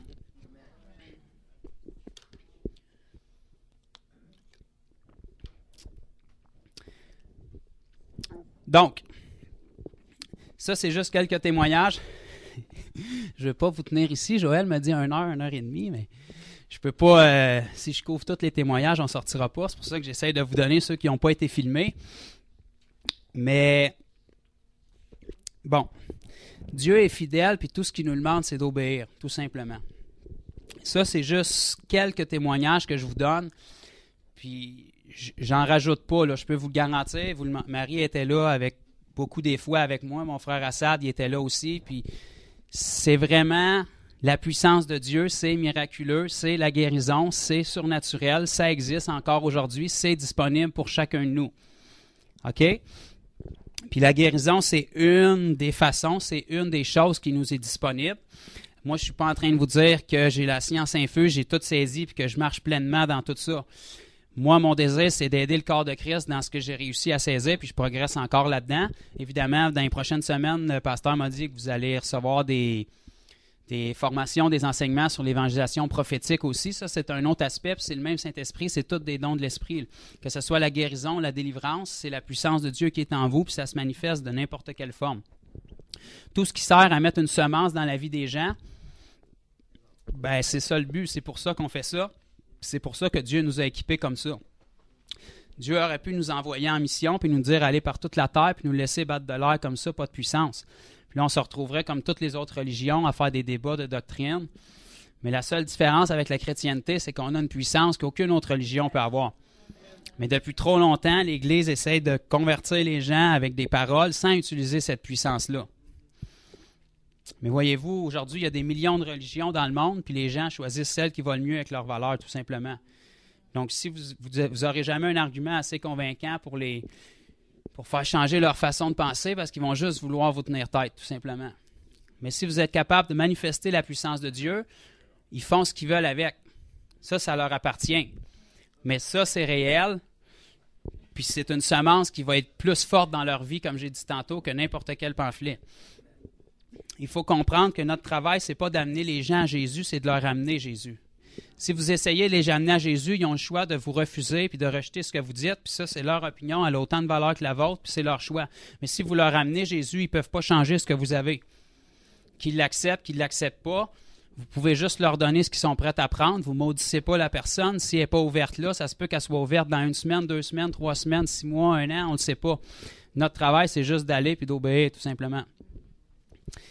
J'aimerais ça vous partager un autre témoignage. j'essaie de réfléchir vite, là, parce qu'il y en a beaucoup. Fait que. Question? Ouais, allez-y. Ah ouais? OK. Ben, on va attendre pour après, dans le fond.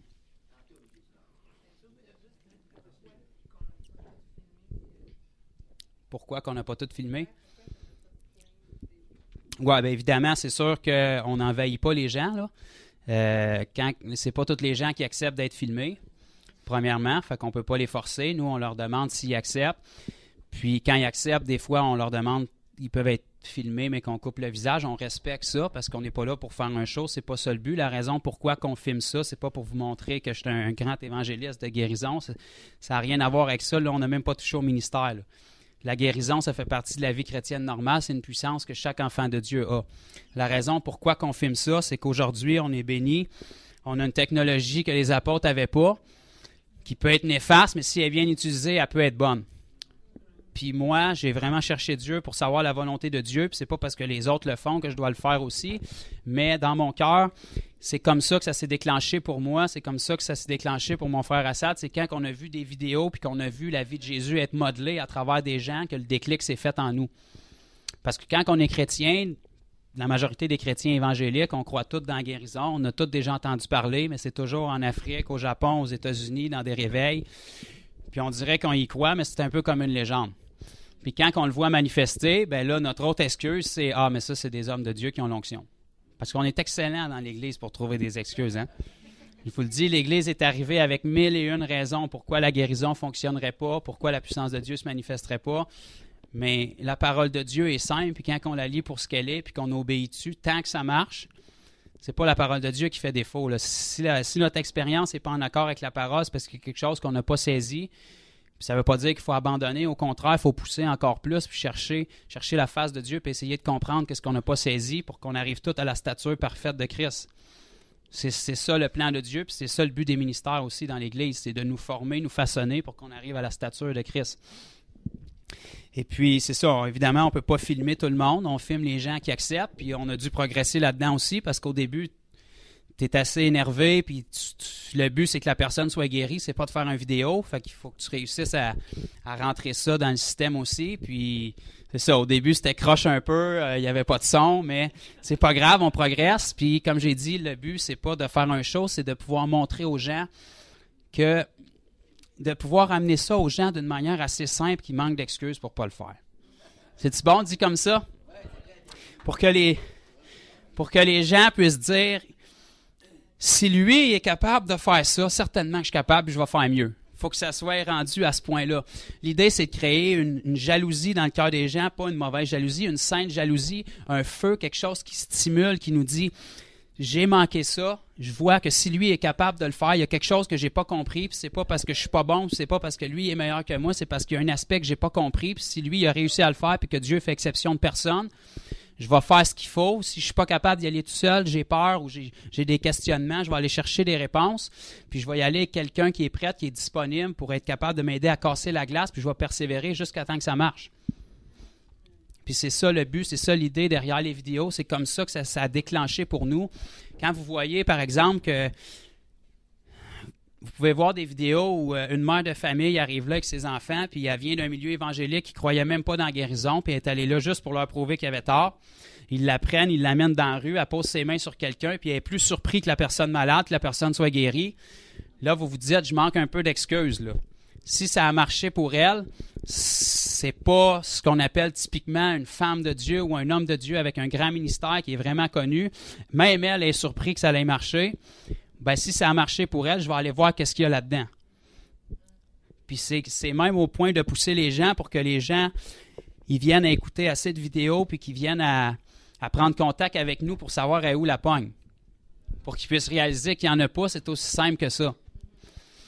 C'est un aspect de la vie chrétienne que les gens, depuis beaucoup d'années, ont fermé les yeux dessus. Puis pourtant, quand on commence à s'ouvrir les yeux là-dessus, c'est d'un couvert à l'autre de la parole.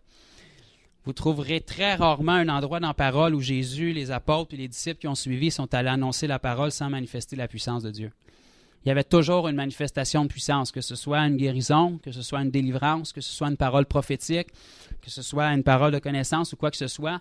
Il y a toujours une manifestation parce que la Bible nous dit que Dieu confirmait sa parole avec beaucoup de signes, de prodiges et des miracles par les mains des apôtres.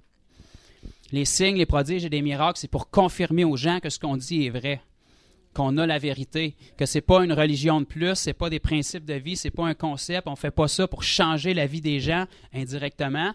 Évidemment, quand leur vie est transformée, c'est sûr que leur vie change, mais le but, c'est de leur montrer que ce qu'on a est vrai, puis qu'ils l'acceptent, pas, ils ne peuvent pas changer ce que nous, on a. Tout simplement, puis on manifeste la puissance de Dieu comme ça.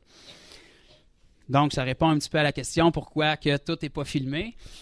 Puis, évidemment, comme j'ai dit tantôt, ce n'est pas tous qui sont guéris. Est-ce que c'est parce que ce n'est pas la volonté de Dieu? Non. Dieu veut que tous soient guéris. La maladie, c'est de la mort en petite dose, c'est tout. Puis il n'y a pas de mort en Jésus, il n'y a pas de maladie au ciel. Puis Jésus, quand il est venu à la croix, il a versé son sang pour nos maladies, pour nos péchés, mais il a été meurtri avant. Avant que le sang coule, il a été meurtri pour nos maladies. Donc, si on remet ça en question, puis qu'on dit qu'il y a des maladies qui peuvent être dans des personnes à cause qu'ils ont besoin de pardon, à cause qu'ils ont une malédiction ancestrale, si vous remettez en question les meurtrissures de Jésus, bien, vous devez remettre en question son sang aussi. Est-ce que le sang de Jésus est suffisant pour pardonner n'importe quelle personne sur la planète Terre qui se repent? Jésus, c'est un sacrifice, mais il y a eu deux fonctions. Il a été meurtri pour nos maladies, puis il a versé son sang pour les péchés. Donc, il faut faire attention quand on remet en question, puis arrêter de trouver des excuses. Parce que la Bible, on doit la lire pour la simplicité qu'elle a, puis souvent, la majorité des doctrines qu'on a est basée sur notre expérience, puis pas sur la parole. On ne fait pas ça mal intentionnément, mais souvent, on a pu perdre quelqu'un dans notre famille, on a pu prier pour quelqu'un sincèrement avec toute la foi qu'on avait, puis on n'a pas vu de manifestation. On a vu des hommes de Dieu prier, qui ont des résultats, puis on n'a pas vu de manifestation, fait qu'on arrive avec des excuses à pourquoi ça n'a pas marché. Voyez-vous, on ne comprendra jamais tout le pourquoi, mais ça ne change pas la parole de Dieu. Vous pouvez demander, moi, je ne suis pas ici parce que je veux me narguer d'être meilleur que qui que ce soit. Là. C'est nouveau pour moi, puis je vous apporte juste ce que j'ai. Mais vous pouvez vous demander à des hommes de Dieu comme Todd White qui font ça depuis des années, puis ils vont vous dire que le doute est tout le temps là, parce que c'est le terrain d'action de l'ennemi. Le doute n'arrête pas, il est tout le temps là, que vous allez prier pour quelqu'un, vous allez être en feu, vous allez réciter Marc 16, vous allez dire « Voici les miracles qui accompagneront ceux qui auront cru en mon nom, ils imposeront les mains malades, les malades seront guéris. » Puis au moment où vous allez arriver pour approcher vers la personne, ça va vous dire « Mais s'il ne se lève pas, tu auras l'air de quoi? » Vous ne pouvez pas arrêter ces pensées-là de venir parce que c'est naturel, vous avez votre cerveau puis il est fonctionnel. Il n'y a personne qui est légume ici, je pense. Votre cerveau, il est fonctionnel, puis c'est le terrain d'action de l'ennemi. Satan ne peut pas enlever la puissance que vous avez. Tout ce qu'il peut faire, c'est réussir à tordre vos pensées. Il faut que vous compreniez que la puissance de Dieu qui se manifeste à travers vous est dirigée par ça. Si vos pensées, l'incrédulité rentre, votre foi est là quand même, mais elle ne pourra pas être active. Si vous êtes capable de vider vos pensées, même si ces pensées-là viennent, vous n'êtes pas encore dans l'incrédulité. Là. L'incrédulité, ça veut dire rebrousser chemin, reculer. Là, vous laissez la pensée rentrer. Mais quand la pensée vient, puis vous continuez quand même, vous n'êtes pas dans l'incrédulité, puis votre foi est fonctionnelle quand même. Donc, je vous dis ça comme ça. Ceux qui pensent qu'à un moment donné, tu arrives à un point où tu es dirigé surnaturellement, tu passes somnambule, tu vas prier pour le monde tout seul. Non, vous êtes en contrôle des dons de l'Esprit. C'est à nous de le faire, c'est que ce soit le parler en langue, la prophétie, la délivrance, la guérison. Vous êtes en contrôle de ça. Ça ne tombe pas sur vous soudainement. Il y a des moments que c'est plus propice, par exemple, quand il y a beaucoup de guérisons, que mettons qu'on sort dans les rues puis qu'il y a beaucoup de guérisons qui se mettent à se produire, là, le royaume de Dieu se dégage puis ça devient plus propice. Tu arrives au point où tu n'as même plus besoin de prier pour les gens. Juste la présence de Dieu autour des gens, ils sont guéris comme ça. Mais ça, on le voit souvent dans des réunions évangéliques, quand la puissance de Dieu est tellement forte, les gens sont guéris dans l'assemblée comme ça, sans même qu'on ait besoin de prier. Mais on le voit très peu à l'extérieur des murs de l'Église, parce qu'évidemment, ce qui se passe à l'extérieur, c'est jamais pour donner la gloire à Dieu, donc la présence de Dieu n'est pas manifestée. Puis, la majorité du corps de Christ ne le manifeste pas non plus, de plus en plus, mais pendant beaucoup d'années, c'était confiné à l'Église, donc la présence de Dieu ne pouvait pas se manifester, puis c'est des choses qui ne pouvaient pas arriver. Mais je peux vous dire, pour l'avoir vu, moi aussi, que quand il commence à avoir beaucoup de guérisons, ça devient de plus en plus facile, puis tu arrives au point où tu n'as même plus besoin de prier. La présence de Dieu est tellement forte que les gens sont guéris. Pourquoi? Parce que c'est le royaume de Dieu qui est dégagé, puis il n'y a aucune maladie dans le royaume de Dieu. Il n'y a aucun démon dans le royaume de Dieu. C'est la même chose s'il y a quelqu'un qui est oppressé par Satan ou qui est même possédé, là, ça va être plus drastique. Quand la présence de Dieu est forte, ça va réagir. Vous pouvez voir dans la vie de Jésus, Jésus était tellement confiant dans son identité puis dans qui il était qu'il n'était pas obligé de chercher les démons. Quand il y avait une personne qui était près de Jésus, qui avait un démon, elle se manifestait. Puis elle ne se lançait pas contre Jésus, elle suppliait Jésus. OK? Les démons connaissent Jésus, puis bien souvent, ils ont un plus grand respect envers Jésus que beaucoup d'êtres humains, puis beaucoup de chrétiens même. Les démons, puis Satan lui-même savent qui vous êtes, puis ils savent la puissance que vous avez. Puis ils savent que si vous commencez à la manifester, c'est très dangereux pour eux autres. Donc tout ce qu'ils peuvent faire, c'est tordre vos pensées puis amener de l'incrédulité pour vous tenir dans le doute. Ils sont bien plus conscients que nous de la puissance qu'on a. Ça, c'est malheureux. Quand on commence à réaliser la puissance qu'on a, c'est pas dans le but d'être orgueilleux, là. Ça, c'est un autre point. J'en ai parlé quand j'ai prêché dimanche. Là. Je ne sais pas pourquoi je parle de ça, mais le corps de Christ et les chrétiens en général, depuis beaucoup d'années, fonctionnent dans une fausse notion d'humilité. Pour beaucoup de chrétiens, être humble, c'est de se rabaisser tout le temps puis de se voir petit, pécheur, faible. Mais l'humilité, c'est simplement de se voir avec la perspective que Dieu a de nous. Dieu vous voit comme ses fils et ses filles bien-aimés. Vous êtes saints. Maintenant, ce n'est pas quand vous allez rentrer au ciel. Vous avez été lavé de vos péchés. Vous êtes bénis de toute bénédiction. Vous êtes pleinement aimés de votre Père céleste. Ça, c'est de l'humilité. Vous n'êtes pas dans l'orgueil, là. Ce n'est pas à cause qu'on a fait quelque chose de bien. C'est Dieu qui a décidé ça pour nous. Quand on est né nouveau, on a été restauré à l'homme qu'on était avant la chute. On a été restauré comme Adam et Ève avant que le péché rentre dans le monde puis vienne les déformer. Jésus n'est pas venu pour nous amener au ciel, il est venu pour nous amener au Père, restaurer notre relation avec le Père. Évidemment, le Père est au ciel, donc je ne veux pas péter votre bulle, on s'en va au ciel. Mais l'idée, ce n'était pas de nous amener au ciel, c'était de restaurer notre relation avec le Père, c'est ça qui est important. Le ciel, on va y entrer pleinement après notre mort, mais notre relation avec notre Père céleste, c'est ici que ça nous affecte, puis c'est maintenant qu'on a besoin. Puis si on ne comprend pas cette notion-là, puis qu'on reste dans une notion de fausse humilité, puis de se sentir tout le temps faible, pas assez bon pour faire quoi que ce soit, bien ça, c'est vos pensées, puis vos pensées dirigent votre foi. Donc même si vous êtes rempli du Saint-Esprit, si vos pensées sont tordues, vous ne produirez pas la puissance de Dieu. Quand vous allez arriver devant quelqu'un, vous allez toujours finir par trouver une raison ou une excuse pourquoi cette personne-là ne sera pas guérie. Comme je vous ai dit tantôt, il n'y en a aucune qui est valable avec Jésus. OK? Maintenant, si la personne n'est pas guérie, est-ce qu'il faut se rabattre puis il faut se décourager? Non. Quand la personne n'est pas guérie, ce n'est pas nécessairement qu'elle n'est pas guérie, premièrement. Le but, c'est d'avoir une manifestation concrète là, mais si elle ne l'a pas là, ça ne l'empêche pas qu'elle peut l'avoir le soir ou le lendemain, puis ça ne l'empêche pas que c'est pas qu'il ne s'est rien passé, il se passe toujours quelque chose dans le domaine spirituel. Mais si nous, on ne voit pas avec nos yeux, ça ne veut pas dire qu'il ne s'est rien passé. Si on ne réussit pas à avoir une percée, comme j'ai dit, ce n'est pas de se rabaisser puis d'abandonner à cause de ça. Au contraire, c'est de chercher Dieu encore plus puis d'essayer de changer les aspects de notre vie où il y a de l'incrédulité puis de dire à Dieu, chaque aspect de ma vie où tu n'es pas pleinement, je te demande de venir la remplir ou de la retrancher de ma vie. Point. S'il y a un aspect de votre vie où Dieu n'est pas, il faut que ça parte. Puis si vous n'êtes pas capable par vos propres forces, bien, c'est à ça que ça sert la nouvelle naissance. Vous avez l'Esprit de Dieu maintenant pour vous aider là-dedans. Donc, question peut-être? Juste pour nos internautes, ce qu'on va faire, on va avoir une période de questions, parce que je suis certain qu'il y en a plusieurs ici. Est-ce que ça se peut qu'il y ait des questions ce soir? Moi, j'en ai une. Et ce que je vais te demander, quand tu entends une question, répète la question pour que nos internautes puissent l'entendre. Mais je suis sûr qu'il y a quelqu'un ici, au moins une, qui se dirait « Ah, mais ça a l'air super cool, là, mais moi, je suis trop gêné. » Puis même si on connaît le verset dans la Bible qui nous dit qu'on n'a pas reçu un esprit de timidité, de force, d'amour et de sagesse, il y en a qui vont dire « Ouais, mais comment qu'on fait? Moi, je suis pris avec la gêne. » Ça va être la première question pour toi.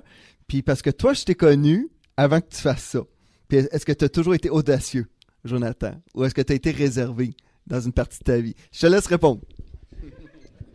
Bon, est-ce qu'il faut que je répète la question, là, ou c'est correct? Bon. Pour tous les gens qui diraient qu'ils sont gênés ou quoi que ce soit, bon. Premièrement, pour mon expérience personnelle que Joël me demandait, c'est pas que Joël m'a connu depuis que je suis jeune, puis j'avais l'air de quelqu'un réservé, mais comme j'ai partagé un petit peu mon témoignage tantôt, c'est pas nécessairement que j'étais réservé, c'est que vu que j'avais une façon de vivre dans l'Église puis une façon de vivre en dehors de l'Église, la meilleure façon de ne pas commettre d'erreur dans l'Église, c'était de rester réservé. Je sais pas si ça éclaire un peu certaines questions. Je suis pas quelqu'un, même si pour beaucoup ça n'a pas paru, c'est pas quelqu'un qui était gêné ou réservé ou quoi que ce soit, mais je vous dirais que quand j'ai vraiment donné ma vie à Christ, comme j'ai dit tantôt, je suis long à me décider, mais quand je me décide pour quelque chose, il n'y a rien pour m'arrêter. Donc, je voulais vraiment servir Dieu. J'avais pas la connaissance de ce que je fais aujourd'hui, mais j'avais un cœur sincère pour Dieu. Puis c'est peut-être la même chose pour beaucoup de personnes. Évidemment, quand tu es vraiment né de nouveau, ça devrait l'être. Ton cœur, c'est de servir Dieu puis de manifester la puissance de Dieu. Mais souvent, à cause des enseignements que tu as reçus ou de ce que tu as vu, ben, tu sais pas comment le faire. Puis tu as beaucoup d'excuses à pourquoi. Bon, pour ceux maintenant qui seraient plus timides ou qui seraient gênés, ou même si vous n'êtes pas quelqu'un nécessairement de gêné, quand ça vient le temps de parler de Jésus, c'est comme, on dirait, plus fort, puis Satan se sert de ça pour taper là-dessus, puis tout ce qui te vient en tête, c'est qu'est-ce qui va se passer si ça marche pas. Puis évidemment, si ça marche pas, ben là, tu dis, bon, ben ça y est, j'ai pas ce qu'il faut, puis tu abandonnes. Si tu es quelqu'un, par exemple, là, je ne condamne pas personne, là. Si tu es quelqu'un qui n'a pas cette détermination-là, puis tu te dis, je l'ai fait une fois ou j'ai vécu telle ou telle expérience, ça n'a pas marché. L'idée que beaucoup de gens font, puis que nous, disons, l'organisation que j'ai fondée, la chaîne YouTube, puis la page Facebook, c'est dans ce but-là. C'est pour ça qu'on fait les vidéos aussi. C'est pour allumer quelque chose dans le cœur des gens, puis quitte à ce qu'ils prennent contact avec nous juste pour trouver la pogne, puis savoir c'est quoi l'affaire, puis qu'ils puissent venir avec nous pour voir vraiment qu'il n'y a pas vraiment de pogne, c'est vraiment la parole de Dieu. Puis c'est vraiment bizarre qu'on cherche à se demander où la pogne, parce que c'est la parole de Dieu, puis on est chrétien, on devrait simplement la croire pour ce qu'elle est. Mais souvent, les gens ont besoin de le voir en personne. Mais c'est ça. Nous, le but des vidéos, puis le but, disons, de l'organisation, c'est ça, c'est que si les gens, ils veulent faire le pas, ben nous, on est là pour les aider. Pas qu'on a quelque chose de mieux qu'eux autres. Évidemment, on a une expérience que beaucoup n'auront pas parce qu'on l'a déjà faite, mais on a encore à apprendre, puis on apprend toujours. Quand on va évangéliser, c'est un peu comme aller à la pêche, là. Quand vous allez à la pêche, vous lancez votre hameçon dans l'eau. Si vous lancez dans la forêt, vous ne pognerez pas de poisson. Vous lancez votre hameçon dans l'eau, mais vous ne voyez pas qu'est-ce qu'il y a en dessous de l'eau. Puis vous pouvez pêcher toute la journée dans le même spot, vous ne pognerez rien, et retourner le lendemain au même spot, puis vous allez remplir les filets. C'est pareil quand on va évangéliser. Vous pouvez passer toute la journée, puis il n'y aura pas gros de manifestations, puis c'est pas parce que vous avez fait quelque chose de mal. Les gens sont là. Si on veut aller à la pêche, il faut lancer notre ligne à l'eau. Donc, si on veut mettre des semences dans la vie des gens, il faut y aller, mais on ne sait pas qu'est-ce qu'il y a en dessous de l'eau. On ne sait pas ce qu'il y a dans le cœur des gens. On ne sait pas. Vous pouvez être à un endroit puis penser que cet endroit-là est fermé parce que les gens ne répondent pas, puis le lendemain, ça se met à répondre. Donc, ça n'a pas vraiment rapport. Qu'est-ce qui compte, c'est d'y aller puis de le faire. Puis, les gens qui savent pas où commencer, puis qui sont gênés, qui sont timides, qui ne savent pas l'approche, comme j'ai dit, on grandit toujours là-dedans. Là. Puis, il n'y a pas de... Comme qu'on dirait en anglais, by the book, parce que chaque personne est différente. Puis vous allez vous rendre compte, si vous commencez à le faire, que quand vous approchez la personne, puis vous commencez à vraiment l'aimer, pas pour la convertir, mais vous êtes vraiment là pour l'aimer, puis un cœur pour l'aider, avant même que vous vous en rendiez compte, vous allez voir que vous ne vous souciez plus des résultats, vous ne vous souciez plus des regards des gens autour, vous l'aimez simplement, puis vous voulez la bénir. Puis le Saint-Esprit, il fait ressortir des choses en vous. Vous ne savez même pas qu'ils sont en vous, puis ça commence à sortir tout seul, puis vous déverser dans la vie des gens. Parce que c'est en vous. Mais le Saint-Esprit, il se manifeste quand il est activé, puis que vous lui donnez la chance. Je ne vous dis pas que ça ne peut pas arriver, mais c'est assez rare que vous allez être chez vous sur votre divan, puis que vous allez recevoir une parole de connaissance, puis une prophétie pour quelqu'un. Ça peut arriver, je ne vous dis pas que ça n'arrivera pas. Mais si vous voulez que le Saint-Esprit se manifeste, ben il faut que vous le sollicitiez. Puis quand vous allez évangéliser puis que vous êtes sur le terrain, vous êtes là pour ça. Même si vous êtes effrayé puis vous ne savez pas par où commencer, vous avez déjà fait un pas de foi puis vous êtes là. Vous pouvez y aller la première journée, être effrayé, parler à personne, puis dire, comme on dit en anglais, choquer puis rien faire, mais vous êtes là. Vous allez retourner chez vous, puis le lendemain, vous allez faire un pas de plus, puis ça peut vous prendre 3 jours à aborder une personne. Mais si vous n'abandonnez pas, puis n'importe qui le fait va vous dire la même chose, abandonnez pas. Si Todd White aurait abandonné avant les 1000 personnes qui ont prié, on n'aurait aucun des miracles qu'on a aujourd'hui puis qui a été le modèle pour des milliers de personnes à travers le monde. Donc, c'est ça. Tous les gens qui sont gênés puis que des fois, ils n'ont pas le petit kick qui manque pour y aller, ben c'est pour ça qu'on appelle ça kickstarter les gens, puis c'est pour ça qu'on est là. Nous, quand les gens viennent avec nous, ben ils se mettent un peu derrière nous puis ils se disent, ben si ça ne marche pas, c'est de leur faute. On n'a rien à voir là-dedans. C'est ça l'idée. Puis le plus dur, comme je disais, c'est vraiment d'approcher les gens puis de casser la glace. Parce que la guérison, c'est pas nous qui l'a fait. Évidemment, indirectement, c'est nous qui l'a fait, puis il y a un processus. Si ça ne marche pas, ce n'est pas de la faute de Dieu, c'est de notre faute, mais on doit progresser là-dedans. Mais nous, on peut donner des indices aux gens, des conseils sur qu'est-ce qui a déclenché pour nous, puis qu'est-ce qui a fait que les résultats se sont manifestés plus, puis c'est toujours dans nos pensées que ça se passe, comme j'ai dit tantôt. Puis, c'est pour ça qu'on est là. Si les gens ils veulent y aller, ils veulent venir vivre l'expérience, on commence encore. On n'est pas organisé pour faire des kickstarts de 50 personnes. Là. Le plus gros qu'on a fait, c'était 30 ou 40 à Saint-Jean, puis on a fait ce qu'on a pu avec ce qu'on avait. Mais comme je vous l'ai dit, on s'est fait sortir tantôt. Mais Dieu était fidèle, puis il y avait des guérisons quand même, puis il y a eu des semences de mis dans la vie des gens. Mais nous, on est pratiquement tout seuls là, au Québec qui fait ça. Il y a mon frère Assad à Montréal, puis on le fait de plus en plus, mais...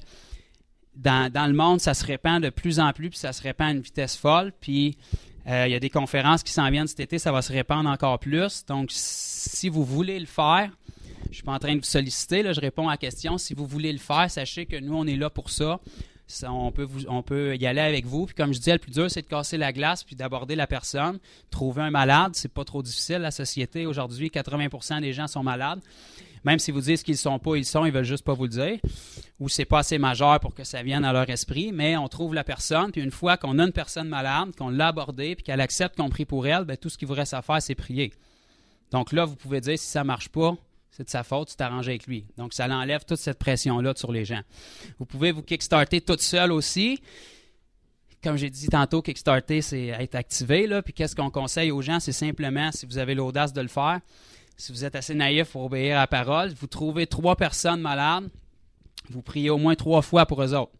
Évidemment, s'ils sont guéris avant, vous arrêtez, là, vous ne forcez pas pour qu'on... Mais exemple, vous abordez quelqu'un dans la rue, puis il n'y a pas de formule magique, comme je vous ai dit. Là.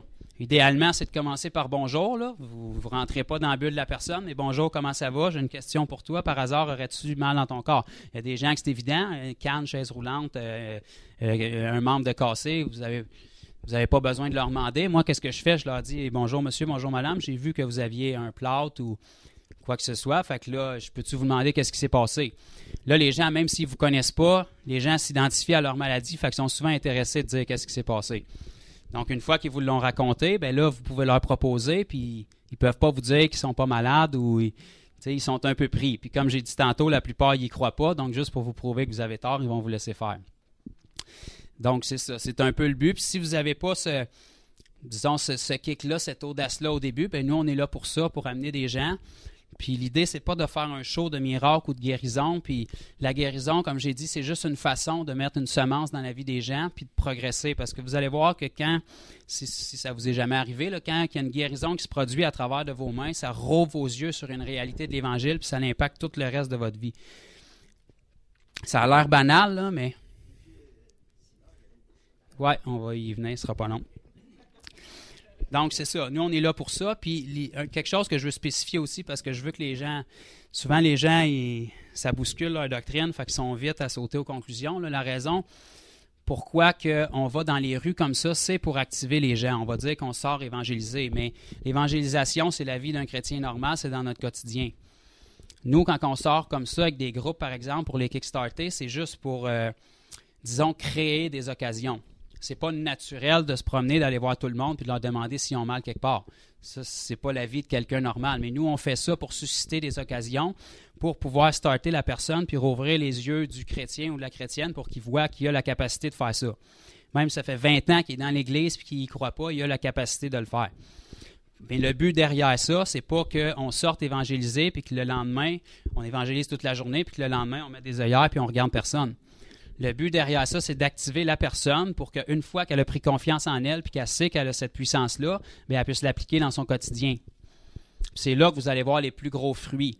Parce qu'évidemment, quand on va vers les gens et qu'on les approche directement, avez-vous mal quelque part, je vous dis, c'est une semence dans la vie des gens, c'est bon, c'est la volonté de Dieu, mais c'est pas là qu'on va voir les plus gros fruits parce que c'est pas quelque chose de naturel. Mais quand vous savez que vous avez cette puissance-là et que vous êtes activé, bien, vous pouvez l'appliquer dans votre quotidien. Des gens malades, on en rencontre partout. C'est facile d'amener ça sur le sujet, puis quand c'est quelque chose d'évident, bien, c'est encore plus facile. Vous pouvez proposer à la personne, puis là, ça a un impact, puis ça porte du fruit parce que c'est fait dans l'amour. Puis la personne ne s'attend pas à ça. C'est peut-être un ami de longue date que vous avez, puis vous êtes en train de discuter tout bonnement. Puis quand vous savez que vous avez cette puissance-là, bien, vous pouvez l'amener sur le sujet plus facilement. OK, la question c'est, dans le cas d'une personne qui est malade, souvent c'est facile de le voir ou en lui demandant, ça peut être facile, mais dans le cas de, dans le domaine spirituel, si la personne est oppressée, fortement obsédée ou possédée, comment est-ce qu'on fait ça? Bon, premièrement, il faut être sage parce que là, on n'est pas dans l'église, on est dans la rue. Dans l'église, en général, c'est des choses, on va dire c'est fréquent. C'est pas nécessairement fréquent, mais on est au courant de ces choses-là. Les gens dans la rue, s'ils voient un démon se manifester, ça se peut qu'ils aient peur un peu.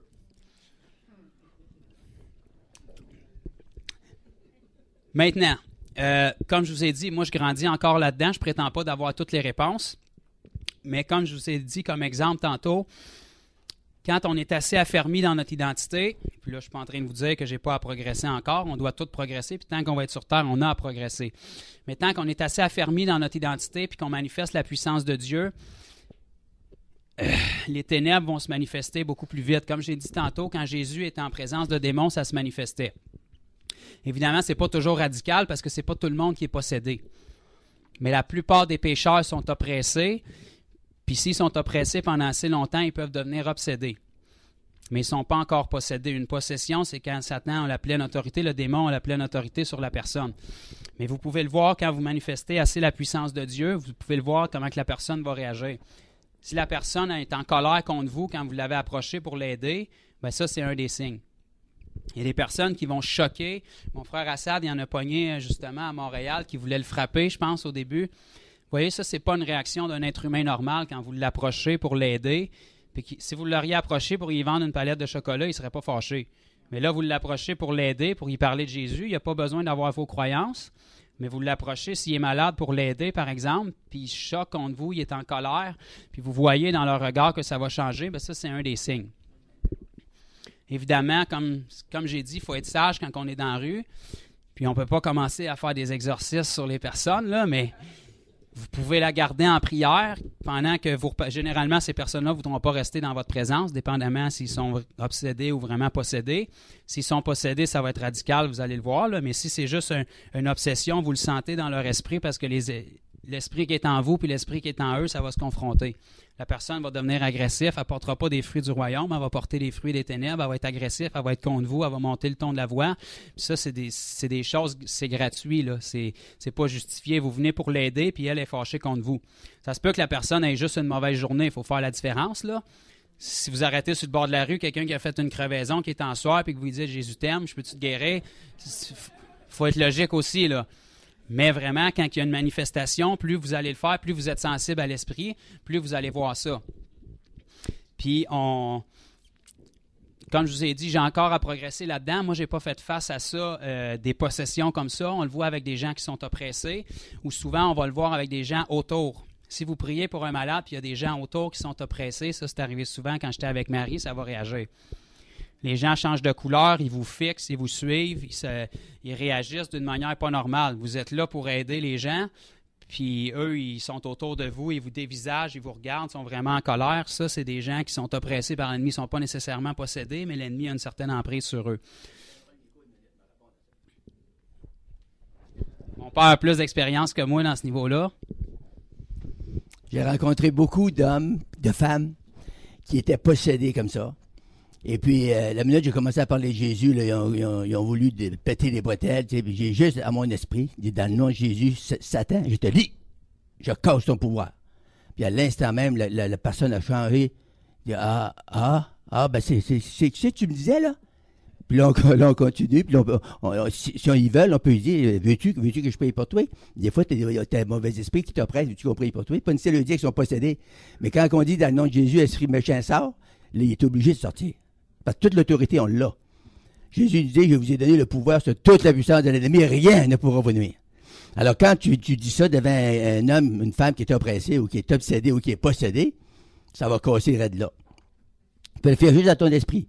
Si tu as de la chance, tu as de l'espace, même dans un centre de chat, tu peux le faire. Tu dis au gars, veux-tu que je t'aide? Il va prier pour toi, puis un mauvais esprit, il va sortir. S'il dit oui, tu n'y touches pas. Tu dis, dans le nom de Jésus, sors. Moi, j'ai vu un homme dans l'assemblée une fois, il est arrivé, il avait vidé une église, il avait tout brisé, il avait sauté 7 dessus pour les tenir. C'est un petit bonhomme comme moi, là. Mais quand c'est des démons, ça manifeste, hein. Fait que là, il est arrivé un dimanche matin, j'étais après prêcher, il est arrivé dans l'église. Puis après l'assemblée, puis il disait Jésus, puis il était possédé, là. Il avait les mains en l'air, puis il criait Jésus, puis il touchait jusqu'au plafond.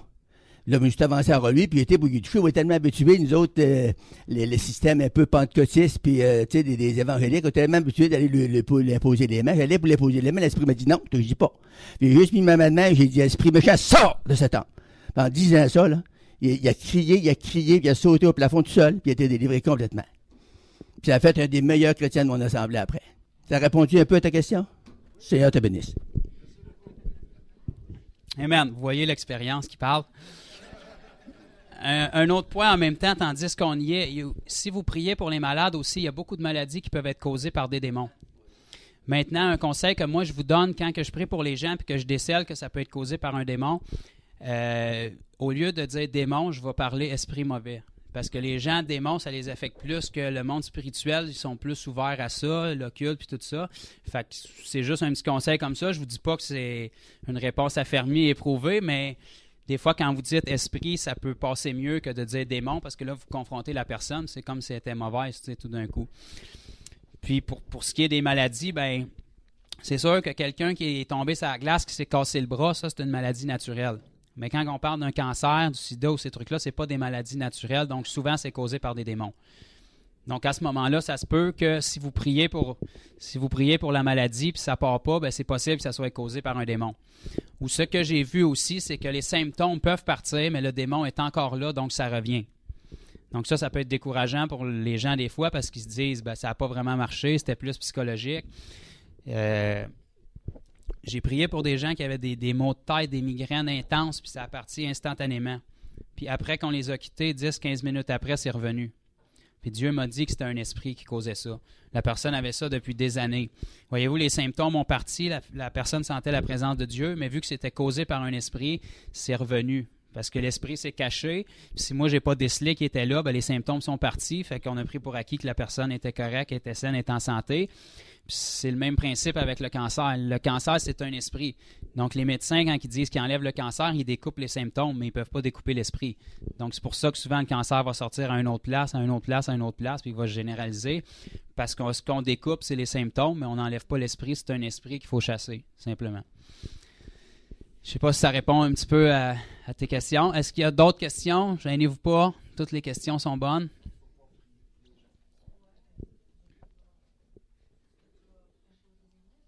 Oui, ceux qui ont des besoins, on va prier pour ça. Les questions, pas de questions. Si vous en avez, c'est le temps, là.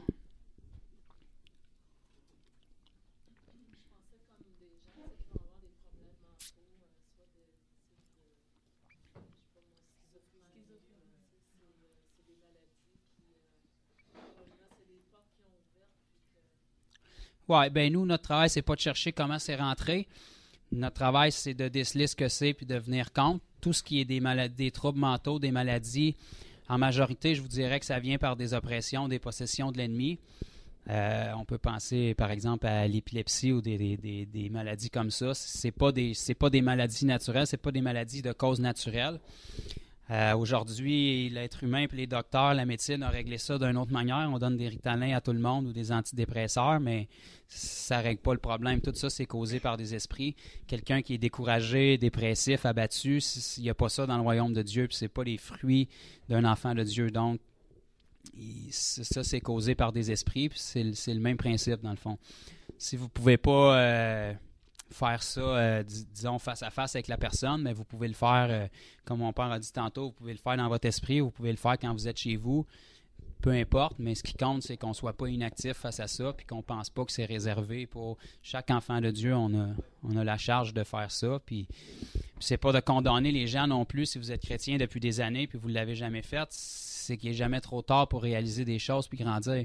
Comme je vous l'ai dit, moi j'ai grandi depuis ma naissance dans ce milieu-là, puis mon père a un ministère d'évangéliste, de guérison, puis de délivrance, puis j'en ai vu beaucoup, mais je ne marchais pas là-dedans de cette manière-là. La raison est simple, c'est que pendant longtemps, ça a été réservé au mur de l'Église. Donc, on manifestait la puissance pour les gens qui venaient dans l'Église, puis quand on était à l'extérieur, ben, on dirait qu'on mettait la puissance de Dieu sur une tablette, justement parce qu'on fonctionnait avec la mentalité qu'il fallait que les gens aient la foi pour être guéris. Donc, forcément, les pécheurs, s'ils auraient la foi, ils seraient chrétiens. Donc, on a les mains liées et on ne peut rien faire devant eux autres.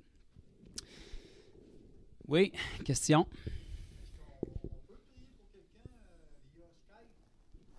Si on peut prier pour quelqu'un via Skype, la question c'était ça, est-ce qu'on peut prier pour quelqu'un via Skype? La réponse c'est absolument. Pourquoi? Comme j'ai dit tantôt, il n'y a pas de méthode, Dieu regarde à notre foi. Moi, je l'ai fait par téléphone avec des résultats, je l'ai fait par message texte avec des résultats. Ce qu'il faut comprendre quand on regarde la Bible, c'est qu'il y a des principes qui sont bibliques, mais il y a des événements qui sont, disons, extra-bibliques. C'est-à-dire que le principe est biblique, mais la pratique n'est pas dans la Bible. Puis ça, on peut le voir, par exemple, avec l'apôtre Pierre qui guérissait avec son ombrage. Jamais Jésus a guéri avec son ombrage, mais l'apôtre Pierre l'a fait, puis ça a marché. Donc, ce qui compte, c'est le motif, puis le résultat. L'apôtre Paul guérissait avec des bouts de linge qui ont touché son corps, mais on ne retrouve pas ça dans la vie de Jésus. Mais pourtant, si Dieu n'aurait pas été d'accord, ben, ça n'aurait pas marché. Donc, aujourd'hui, on est béni, on a une technologie, quand elle est bien employée puis bien utilisée, qui peut être une bénédiction pour la gloire de Dieu, bien, on peut se servir de Skype, on peut se servir par téléphone, peu importe.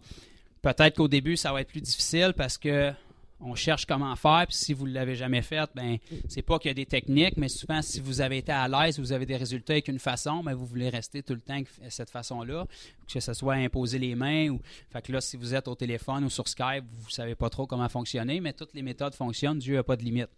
Jésus l'a fait en envoyant une parole avec le centurion. Dieu va vous donner selon votre foi. OK, je vais vous dire peut-être quelque chose qui va vous ébranler, puis je ne vous dis pas que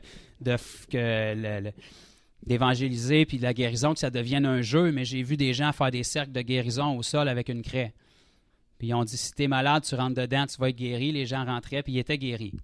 Est-ce qu'on retrouve ça dans la vie de Jésus? Non. Est-ce que c'est de ridiculiser la parole de Dieu? Non, c'est juste pour montrer qu'il n'y a pas de limite. Dieu vous donne ça.